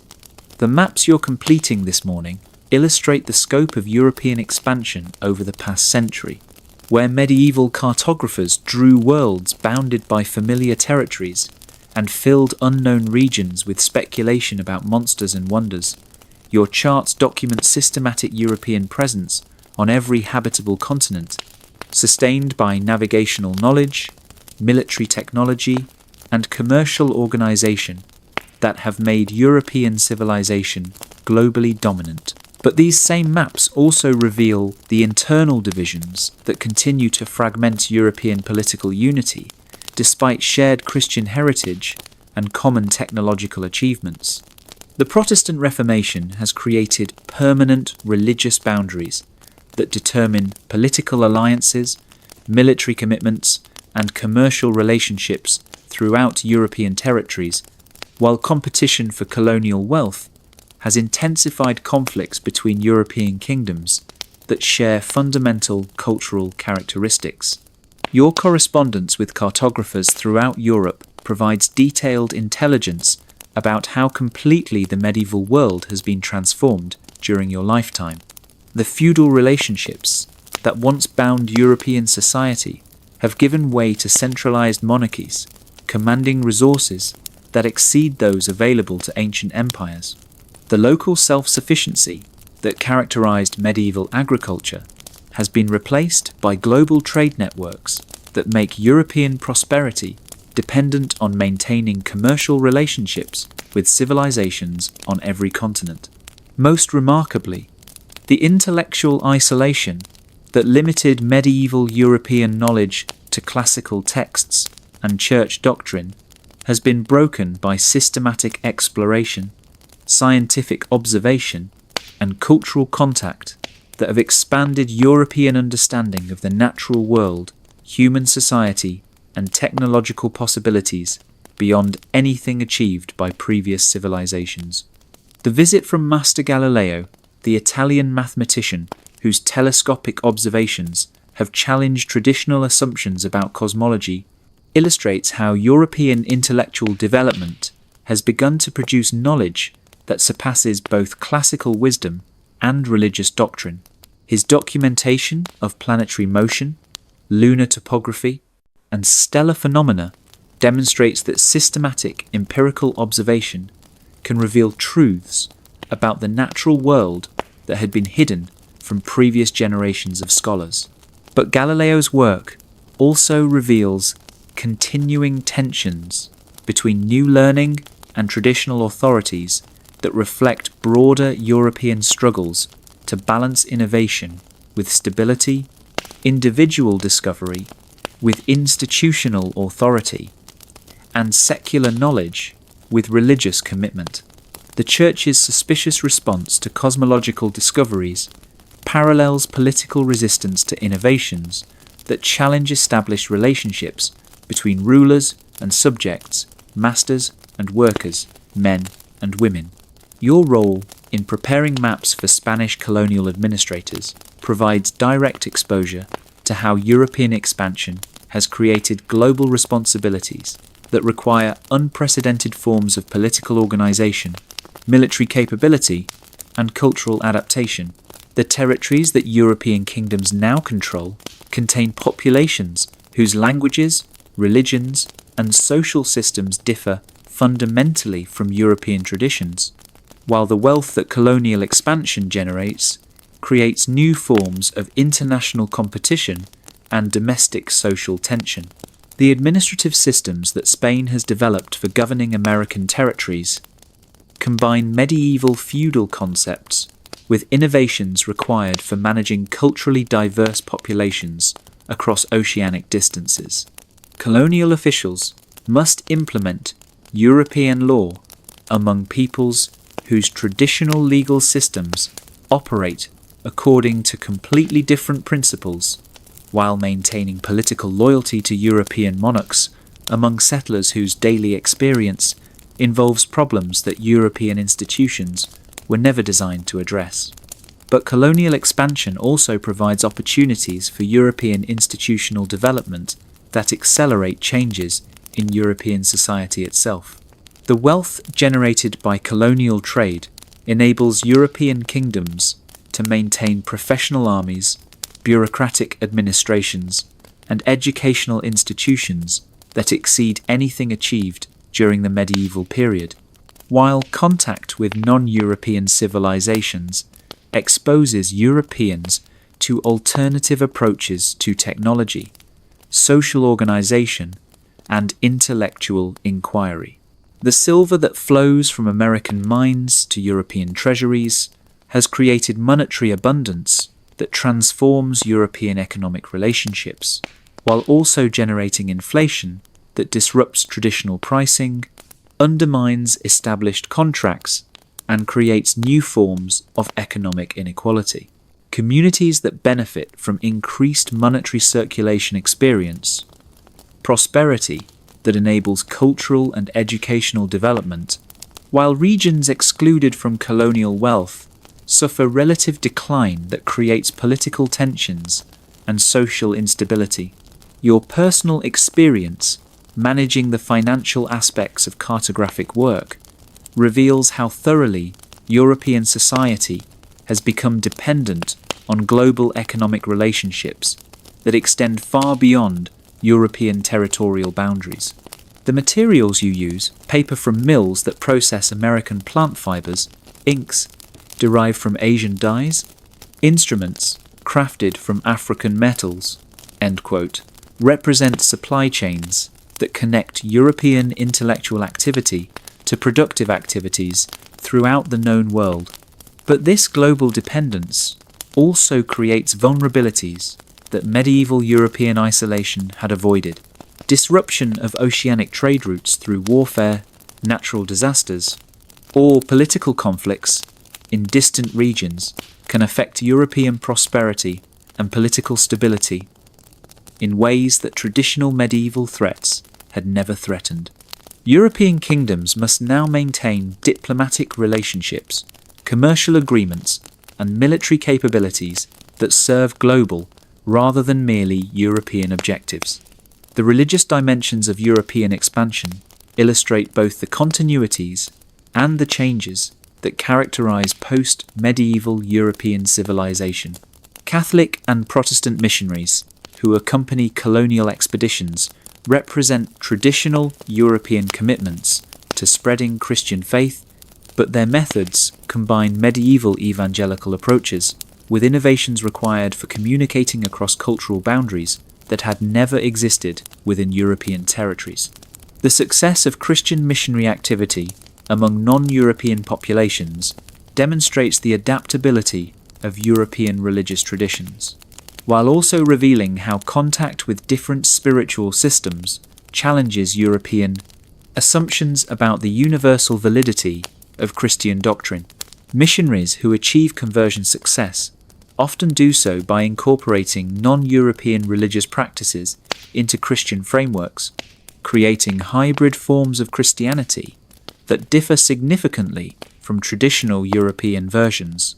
Your involvement in preparing maps for missionary use provides insight into how European religious expansion has become integrated with broader political and commercial objectives in ways that would have troubled medieval church authorities.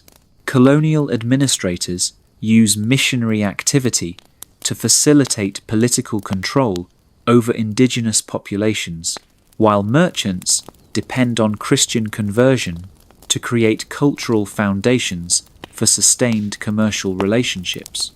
But religious expansion also creates moral complications that challenge European consciences and generate internal conflicts about the legitimacy of colonial methods. Reports of indigenous population decline, cultural destruction, and economic exploitation force European intellectuals to grapple with questions about whether colonial expansion serves Christian purposes or contradicts fundamental Christian teachings about human dignity and social justice. The technological innovations that enable European global dominance represent culmination of centuries of medieval European development, while also pointing toward possibilities that exceed anything imagined by medieval minds. The navigational instruments that make oceanic exploration possible combine Islamic mathematical knowledge with European metallurgical expertise, while the artillery that provides European military advantages reflects systematic application of chemical and engineering knowledge that had been accumulated through generations of European warfare. But contemporary European technology also demonstrates how medieval European achievements have created foundations for continued innovation that promise even greater technological capabilities in the future. The printing technology that enables rapid dissemination of new knowledge, the optical instruments that extend human observational capabilities, and the mechanical devices that increase human productive capacity all suggest that European technological development has achieved momentum that will continue generating innovations beyond current imagination.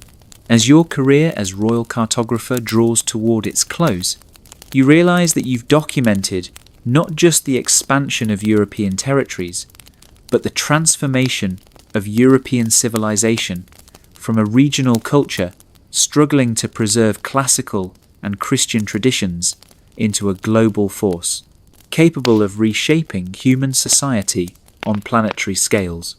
The medieval world of limited horizons, traditional authorities, and local self-sufficiency has given way to a modern world of global connections, individual innovation, and unlimited ambitions. The maps you've drawn chronicle Europe's emergence from medieval isolation into global prominence, but they also document the emergence of a world system that will continue evolving in ways that current European minds cannot fully comprehend. The foundations of modernity are now firmly established, creating possibilities for human achievement and human destruction that exceed anything experienced during the medieval centuries. Your grandchildren will inherit a world where European civilization shapes global development while also being shaped by global influences in ways that will challenge European assumptions about cultural superiority, political authority, and moral legitimacy. The medieval synthesis of classical learning, Christian faith, and Germanic politics that created European civilization has evolved into something that transcends its origins while remaining recognizably European in its essential characteristics. The story of medieval Europe concludes not with endings, but with beginnings. The beginning of European global influence, the beginning of modern technological civilization, and the beginning of human society organized on planetary rather than regional scales. The thousand-year journey from the collapse of Rome to the emergence of European global dominance represents one of history's great transformations, achieved through human courage, intelligence, and persistence, despite constant dangers and repeated setbacks. As we close this journey through 1,000 years of European transformation, we've witnessed humanity's remarkable capacity for adaptation, innovation, and resilience in the face of seemingly insurmountable challenges. From the collapse of Roman civilization to the emergence of European global dominance, each generation built upon the achievements and learned from the failures of those who came before. The medieval Europeans we followed, farmers and merchants, knights and scholars, peasants and kings, created the foundations of our modern world not through grand design, but through countless individual decisions to survive, to improve, to explore, and to build something better than what they inherited. Their struggles with plague and warfare, their innovations in agriculture and commerce, their creation of new forms of governance and learning, all contributed to the slow, often painful emergence of European civilization from the ashes of the ancient world. Their story reminds us that historical progress isn't inevitable, that civilizations can collapse as well as rise, and that human societies require constant effort to maintain and improve. But it also demonstrates that ordinary people working together across generations can create extraordinary achievements that transform the world. The medieval Europeans who survived the Dark Ages, built the cathedrals, launched the Crusades, survived the Black Death, and opened the Age of Exploration didn't know they were laying the foundations for modernity. They were simply trying to build better lives for themselves and their children. In doing so, they created something far greater than any individual contribution. 2. They created the world we still inhabit today. Thank you for listening to this journey through medieval Europe. If you've enjoyed this exploration of how our ancestors built the modern world from the ruins of the ancient one, please like and subscribe. Their story, our story, deserves to be remembered and understood by each new generation that inherits the world they created.